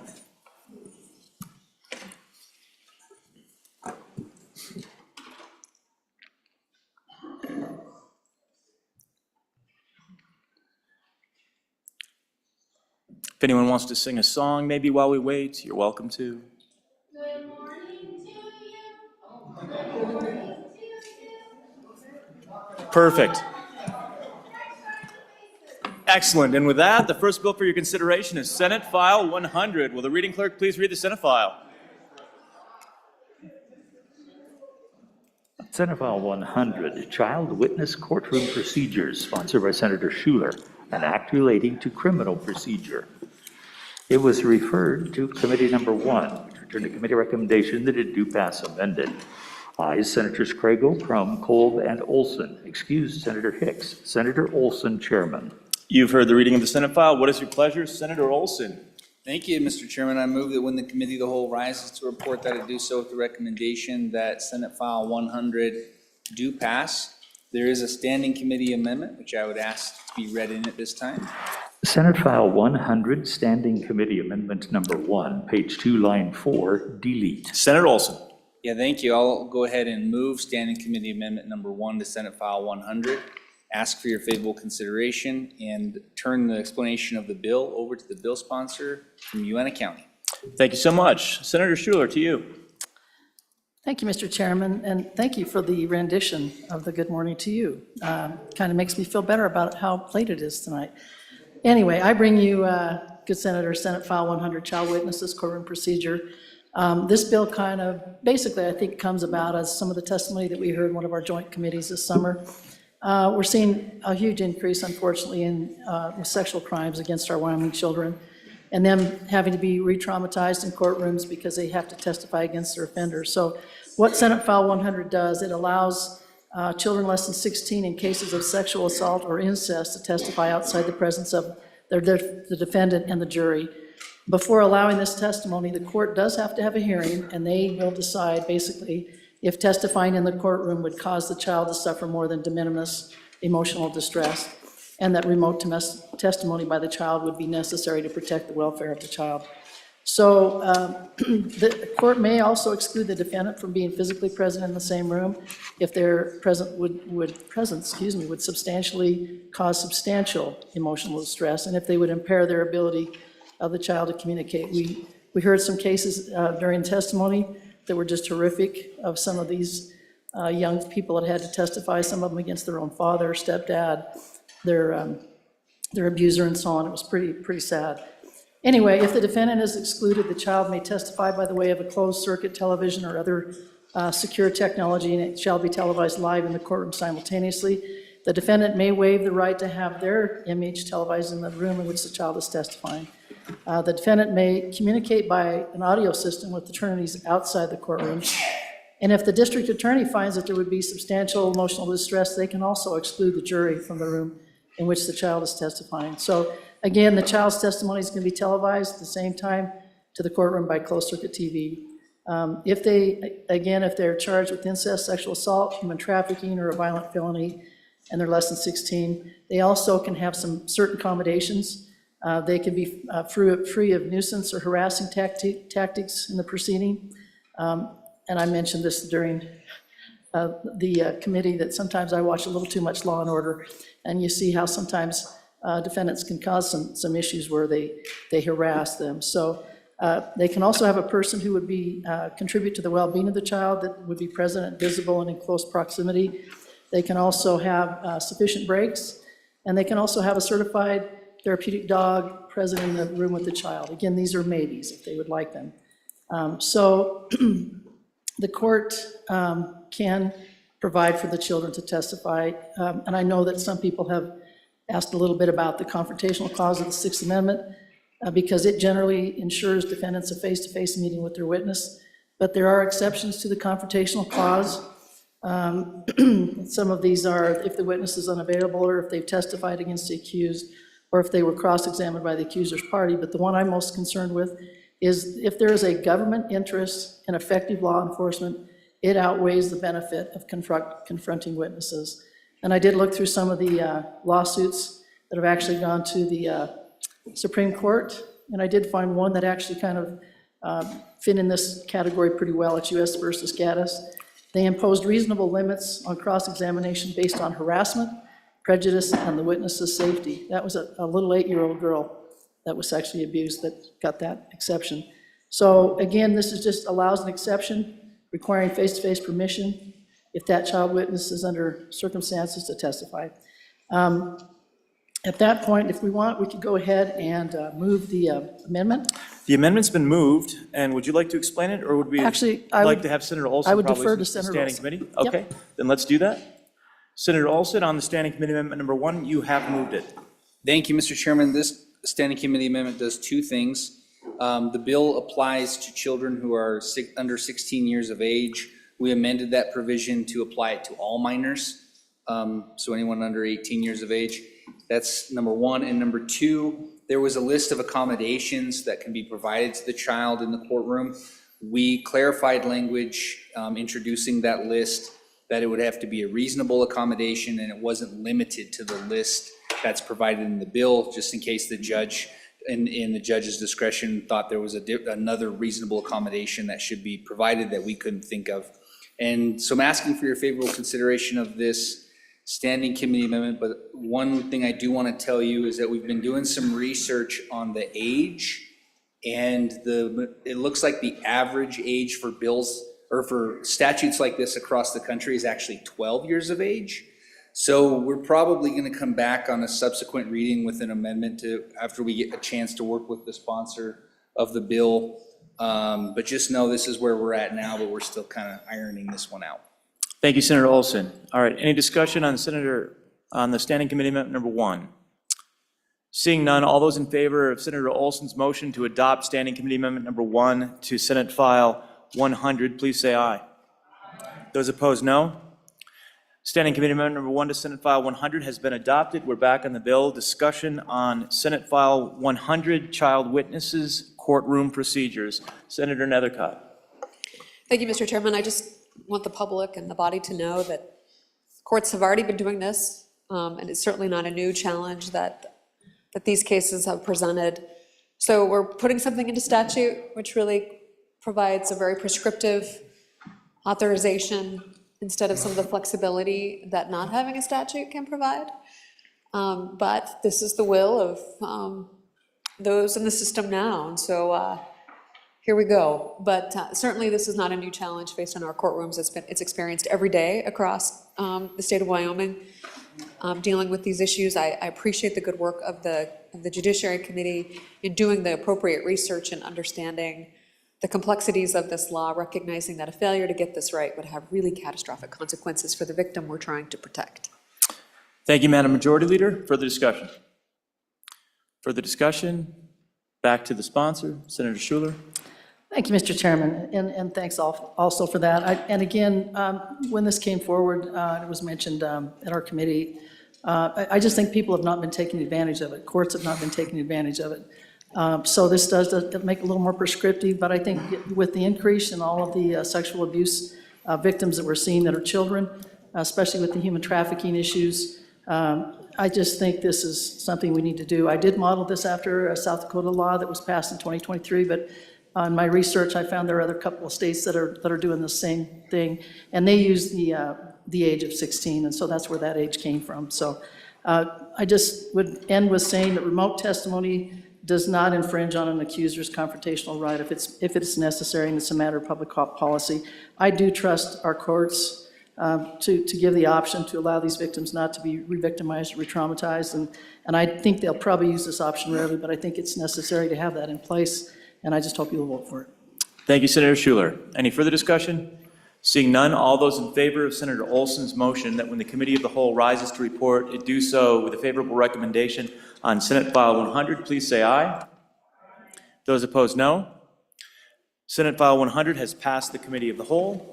The next bill for our consideration is Senate File 160. Will the reading clerk please read the Senate file? Senate File 160, Treatment Courts Amendments 2, sponsored by Senator Olson, an act relating to courts, was referred to Committee Number 1, which returned a committee recommendation that it do pass amended. Ayes, Senators Crago, Crum, Hicks, Cole, Van Olson. Senator Olson, Chairman. You've heard the reading of the bill. What is your pleasure, Senator Olson? Thank you, Mr. Chairman. I move that when the Committee of the Whole rises to report, that it do so with the recommendation that Senate File 160 do pass. Ask that there's a standing committee amendment, and I'll ask that to be read in at this time. Senate File 160, Standing Committee Amendment Number 1, page 5, lines 13 and 14, delete. Senator Olson. I will move Standing Committee Amendment Number 1 to Senate File 160 and ask that you vote no. So this is an amendment to the definition of mental illness in the bill.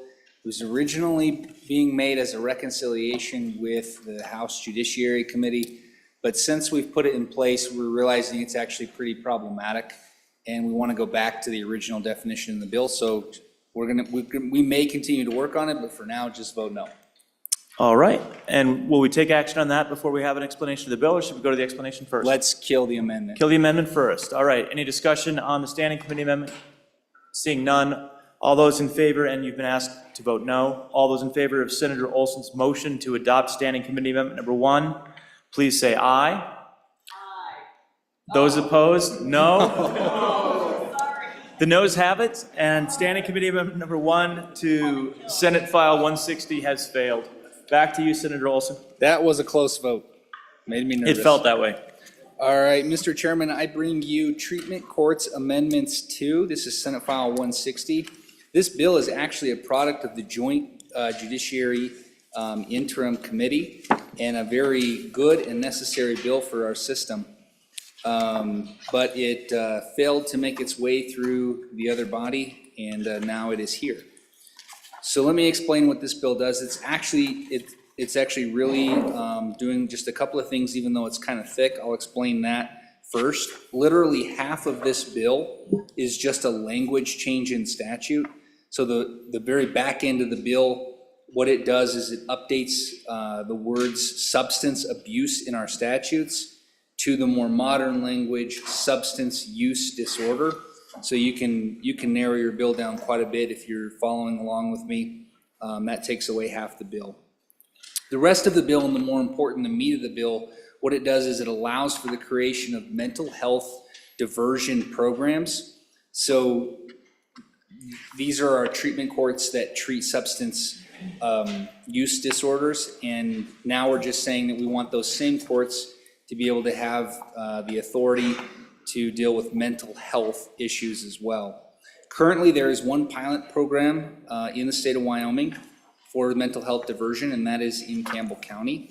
There are 2 more coming online in Natrona and Laramie County. So this is growing, and it's proven to be very productive and efficient for our system. The goal of a mental health diversion program, Mr. Chairman, is to identify individuals who have made contact with law enforcement because of an underlying mental health condition. And the idea is, instead of sending them to jail, or even worse, possibly to the expense of the state at the state hospital, that we divert them into the mental health treatment court, find them the mental health treatment that they need, get them treated, hopefully back out onto the streets, possibly under probation, so we can monitor their mental health and ultimately reduce recidivism and the number of beds that we're trying to use at the state hospital or in a traditional jail. Mr. Chairman, there is no appropriation on this bill. I think that's really important to understand. It's being absorbed by the system that exists currently. And then there is one last thing that this bill does. It allows for current drug treatment courts to take individuals from other counties. And that is the bill, Mr. Chairman. Thank you, Senator Olson. Any discussion on Senate File 160, Treatment Courts Amendments 2? Discussion, Senator Landon, to you. Mr. Chairman, thank you. I just wanted to rise and thank the good chairman from Laramie County and the Judiciary Committee for picking this bill back up. A little bit of short-sightedness down the hall. This was a bill that was worked pretty diligently during the interim. Frankly, it was an initiative that was championed by our Chief Justice of the Supreme Court. We had representatives from Wyoming travel to the Panhandle State way down in the southeast by the oceans, which has found a program like this to be very successful. The idea from the very outset was to take a look at our correction system and how can we get these individuals out of that repetitive turnstile in and out of the court system. We've got full dockets, lots of concerns, a lot of expense involved there, and we think this treatment program setup can save the state a lot of money, but really appreciate the Judiciary Committee for bringing it back. Thank you, Mr. Chairman. Thank you, Senator Landon. Any further discussion on Senate File 160? Further discussion, seeing none, all those in favor of Senator Olson's motion that when the Committee of the Whole rises to report, it do so with a favorable recommendation on Senate File 160, please say aye. Aye. Those opposed, no. Senate File 160 has passed the Committee of the Whole. The next bill for your consideration is Senate File 170. Will the reading clerk please read the Senate file?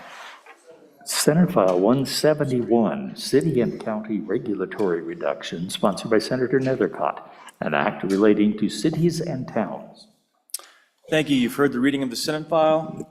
What is your pleasure? Who would like to stand for this one? Senator Case. Senator Case. I move that when the Committee of the Whole rise to report, do so with a due pass recommendation on Senate File 171, City and Town Regulatory Reductions. For an explanation of this bill, I ask you to go to Senator Nethercott. Thank you, Senator Case. Senator Nethercott, over to you. Thank you, Mr. Chairman. Good senators, this is a good little bill. It's very simple, appropriate for a late night. This bill was brought to me by the city engineers and surveyors who all agree that there is a redundancy in the process associated with surveying boundaries, particularly in relationship to an annexation causing additional costs to a landowner who is annexing land into a city. So prior to that process in Title 35, there's already or Title 34, I'm sorry, a requirement for an annexation, and in 2007, we amended Title 15 and we added the language that is now being stricken, which then requires this second survey to be done. That's what the bill does. There's no opposition to it from anyone, anywhere. They all think this is a great idea, will help streamline development and unnecessary costs and regulation.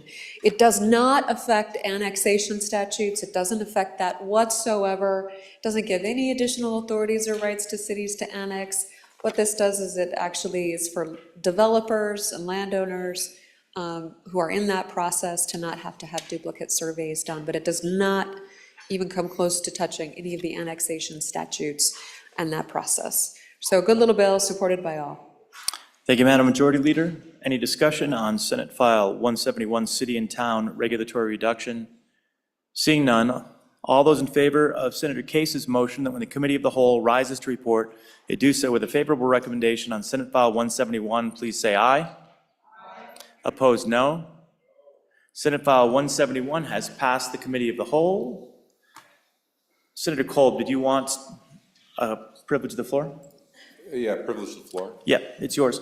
I think I'd like to introduce to the body Dale Davis, former Sweetwater County Clerk to the Senate. Big welcome. Welcome.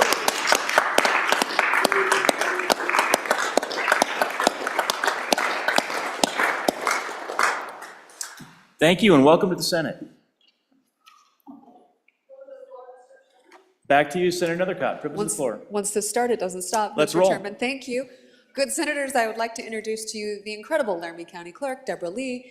She is accompanied by Mary Langford, the Clerks Association Director, and the incredible clerk for Platte County, Malcolm Irvin.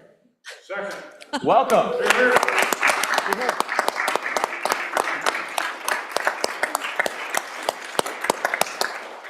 Welcome to the Senate. Any more privileges before we get back rolling?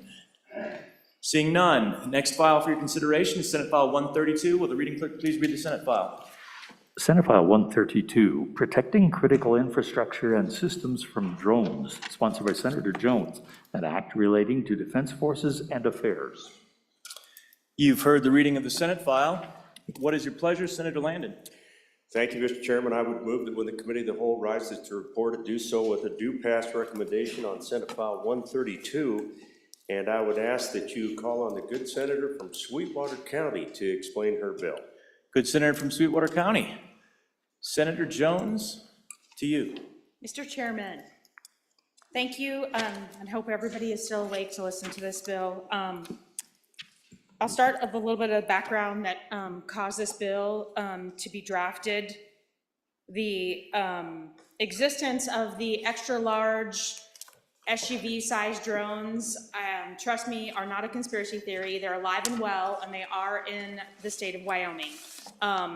They're flying over our critical infrastructure, power plants, some of our natural gas wells, and following some of our law enforcement around. There is and has been a presence in Sweetwater County of 3 of these supersized drones, along with 30 or so smaller drones. So we're not talking about drones that somebody got for Christmas. We're talking about drones that could be of a national security issue. Law enforcement has been working with Wyoming Homeland Security. They've dialed in the legislature. We've been working with the governor. We've brought in Senator Barrasso's office and Representative Hageman, and we've all been working to try to figure out what these drones are, why they're here, and the FAA has also been questioned on it, and we've had zero response. So as of right now, these drones are still in the state of Wyoming, and we have no idea why they are here. So I'll just start, and I'll go ahead and start going through the bill. The bill gives parameters, exceptions, and penalties. It authorizes the use of the Air National Guard. Section 1 defines what is unlawful pertaining to this bill, that no person shall operate or use an unmanned aircraft system over or near critical infrastructure or a critical system. Intentionally photographing, loitering over, near, or taking action to promote, assist, or facilitate the commission of a crime. And then this section does not apply to a person that's authorized by the FAA or their use complies with the rules of the FAA. It doesn't apply to a government entity using their own unmanned aircraft system.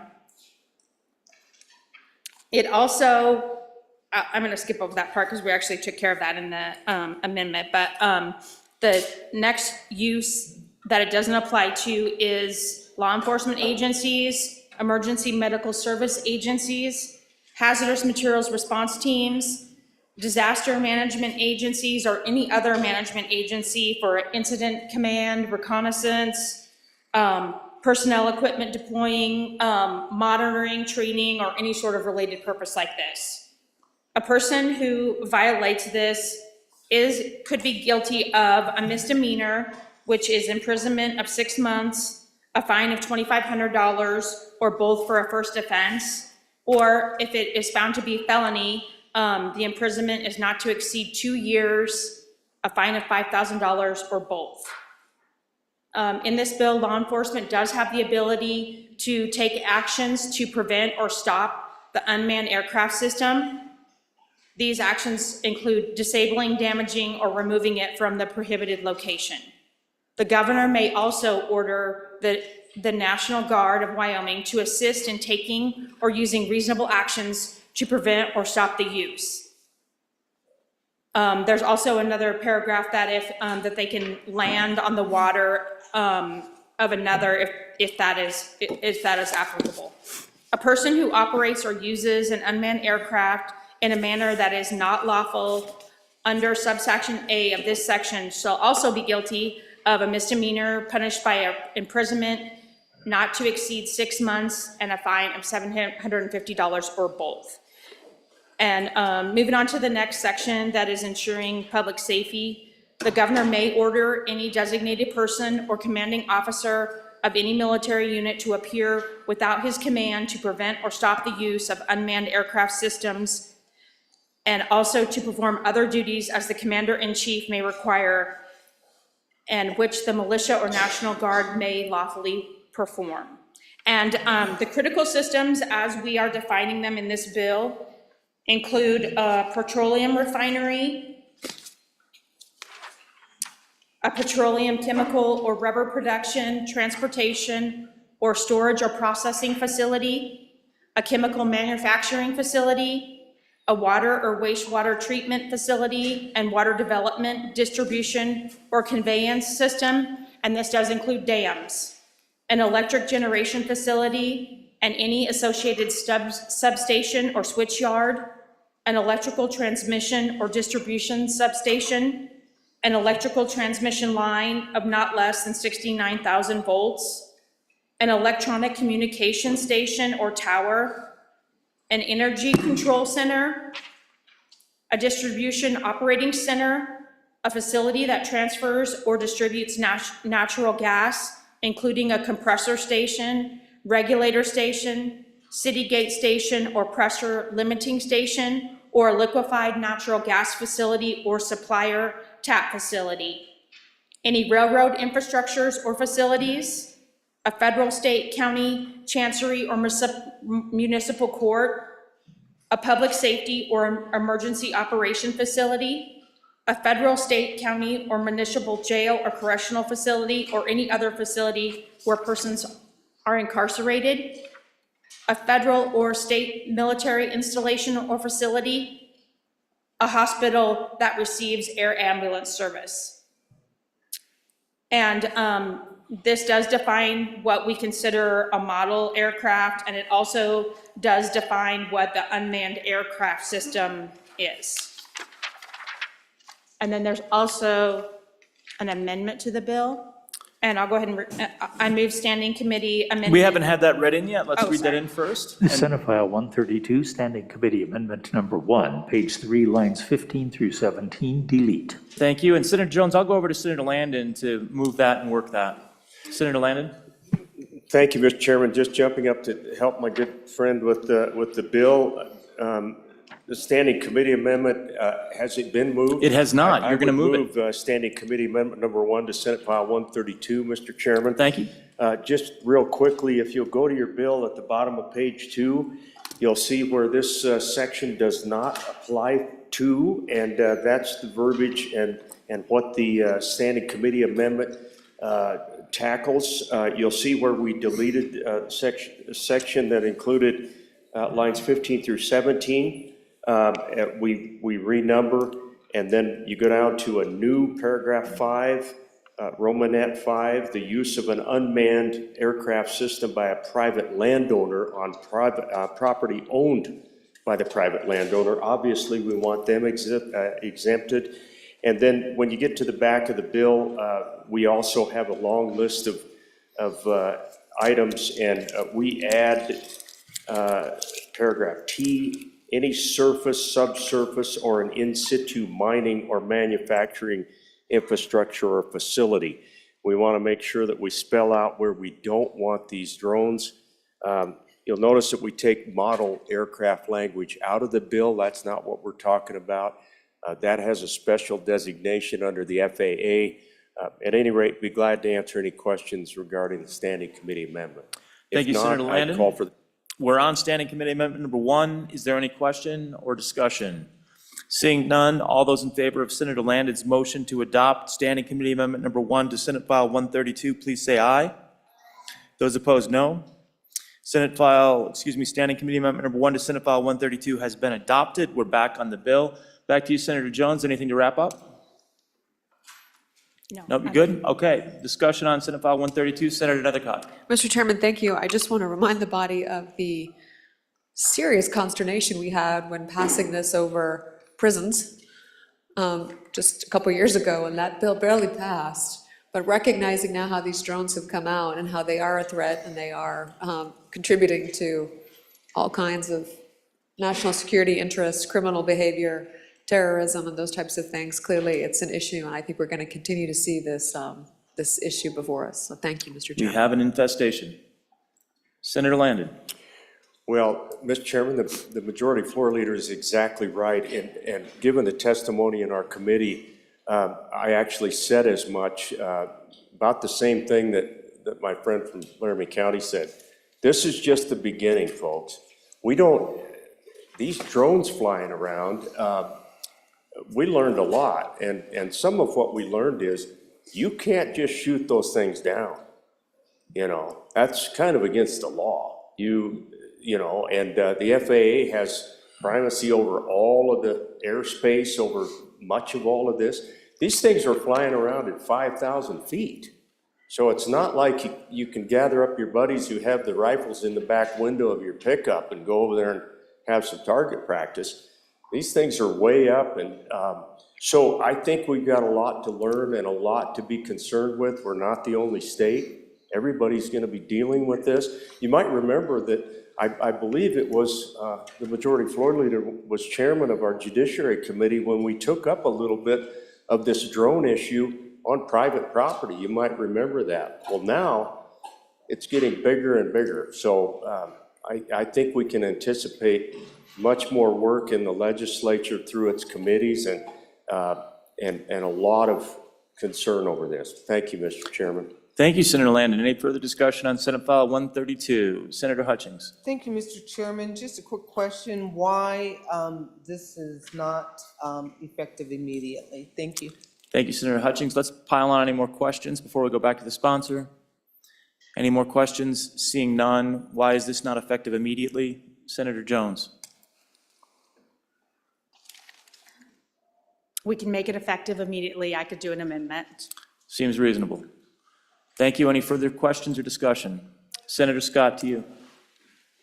Mr. Chairman, on the immediate effective question, where you're getting something that prohibits private parties from doing things, especially with a criminal offense, it's often considered good practice to have not an immediate effective date, because people may not get the word as to what's legal and what's illegal. So that's why we normally would have delayed effective date that's not immediate on that kind of bill. Thank you, Senator Scott. Further discussion. Senator Ide, to you. Thank you, Mr. Chairman. I concur with my buddy over there on Bates Creek. It's pretty overly broad, and this could criminalize a lot of innocent people. So I think be careful about getting too quick on this thing. Thank you. Thank you, Senator Ide. Further discussion. Senator Pearson. Yes, so I just have a question. Several of us landowners have gas wells on our land. We have substations, electrical substations, and we have drones. And I just want to be sure that we're protected. A lot of BLM lands, you know, that are kind of tied in with our private, and so we just need to make sure that landowners are protected and we're not going to get fined or imprisoned or things like that. So that's my comment. Thank you. Senator Boner. Thank you, Mr. Chairman. That's the exact conversation we had in committee, and that's why you see that part of that standing committee amendment. Mr. Chairman, we had a discussion from one of the lobbyists representing a major oil and gas producer, say how they use drones, say to fly a pipeline, make sure everything's going well there, and landowners do the same thing on their property, make sure the reclamation is adequate, make sure there's no washouts, and so that's why you saw that standing committee amendment to make sure that, obviously we were focused on the critical infrastructure, but there's, other property rights involved, and I think that's prevalent on both the west and east sides of the state, where landowners will use these drones as a tool for either managing livestock or helping to keep tabs on energy development on the property. Thank you, Senator Boner. Any further discussion? Senator Landon, to you. Mr. Chairman, just real quickly, one thing I forgot to mention, testimony that we got in committee that I think senators will find interesting. Law enforcement has worked very, very hard over in Sweetwater County to try to get better knowledge of what exactly is going on with these big drones that are hovering over pretty sensitive areas. They don't have any answers yet. So that's why I say I think there's more to come on all of this front. They have spent quite a bit of man hours chasing situations where they thought maybe they could find out who was flying these and where they're coming from, and so far not much good, according to our sheriff's department in Sweetwater County who testified in front of us. So it's an interesting part of the world, and appreciate the senator bringing this bill. Thank you. Thank you, Senator Landon. Any further conversation, further discussion? Seeing none, all those in favor of Senator Landon's motion that when the committee of the whole rises to report, it do so with a favorable recommendation on Senate File 132, please say aye. Those opposed, no.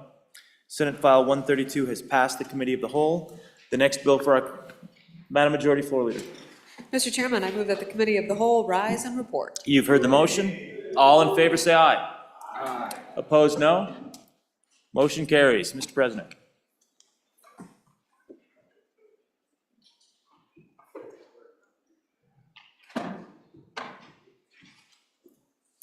Committee of the whole report. Mr. President, your Committee of the Whole, having had under considerations bills on general file, begs leave to report as follows. Senate File 100, do pass amended. Senate File 160, do pass. Senate File 171, do pass. Senate File 132, do pass amended. Senator Rothfuss, Chairman. Senator Rothfuss. Mr. President, I move for the adoption of the Committee of the Whole report. You've heard the motion. All in favor say aye. Aye. Opposed, no. The report has been adopted. Thank you, Senator Rothfuss. All right.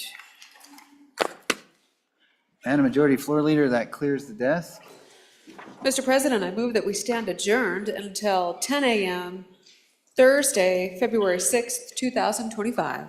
10 a.m. All right. Any announcements? Senator Case. Thank you very much, Mr. President. Your committee number 7, corporations, is still going to meet tonight, but we're only going to finish up the bill we had on the table. It's Senate File 184, Prohibition on Electronic Voting Equipment 2. The best laid plans on the other 2 bill, Mr. President, we'll take them up on Friday. That'll be Senate File 190, Election Transparency, and Senate File 193, Electric Utility Service Agreements, Large Loads. We'll take those up Friday morning.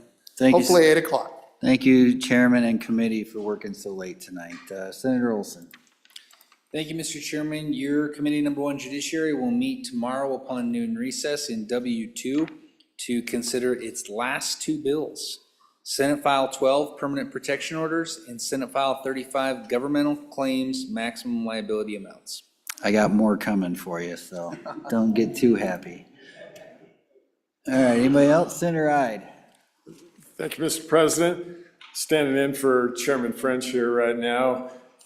Tomorrow, Agricultural Committee number 5, meet Thursday morning, 8 a.m., Capitol Extension Room W6, and online to hear Senate File 195, Small Business Emergency Bridge Loan Program, and Senate File 105, an act to preserve state territorial sovereignty. Thank you, Mr. Senator Ide. Any other announcements? Senator Salazar. Mr. Vice President. Thank you, Mr. President. The Senate Appropriations Committee will meet Thursday in room 113.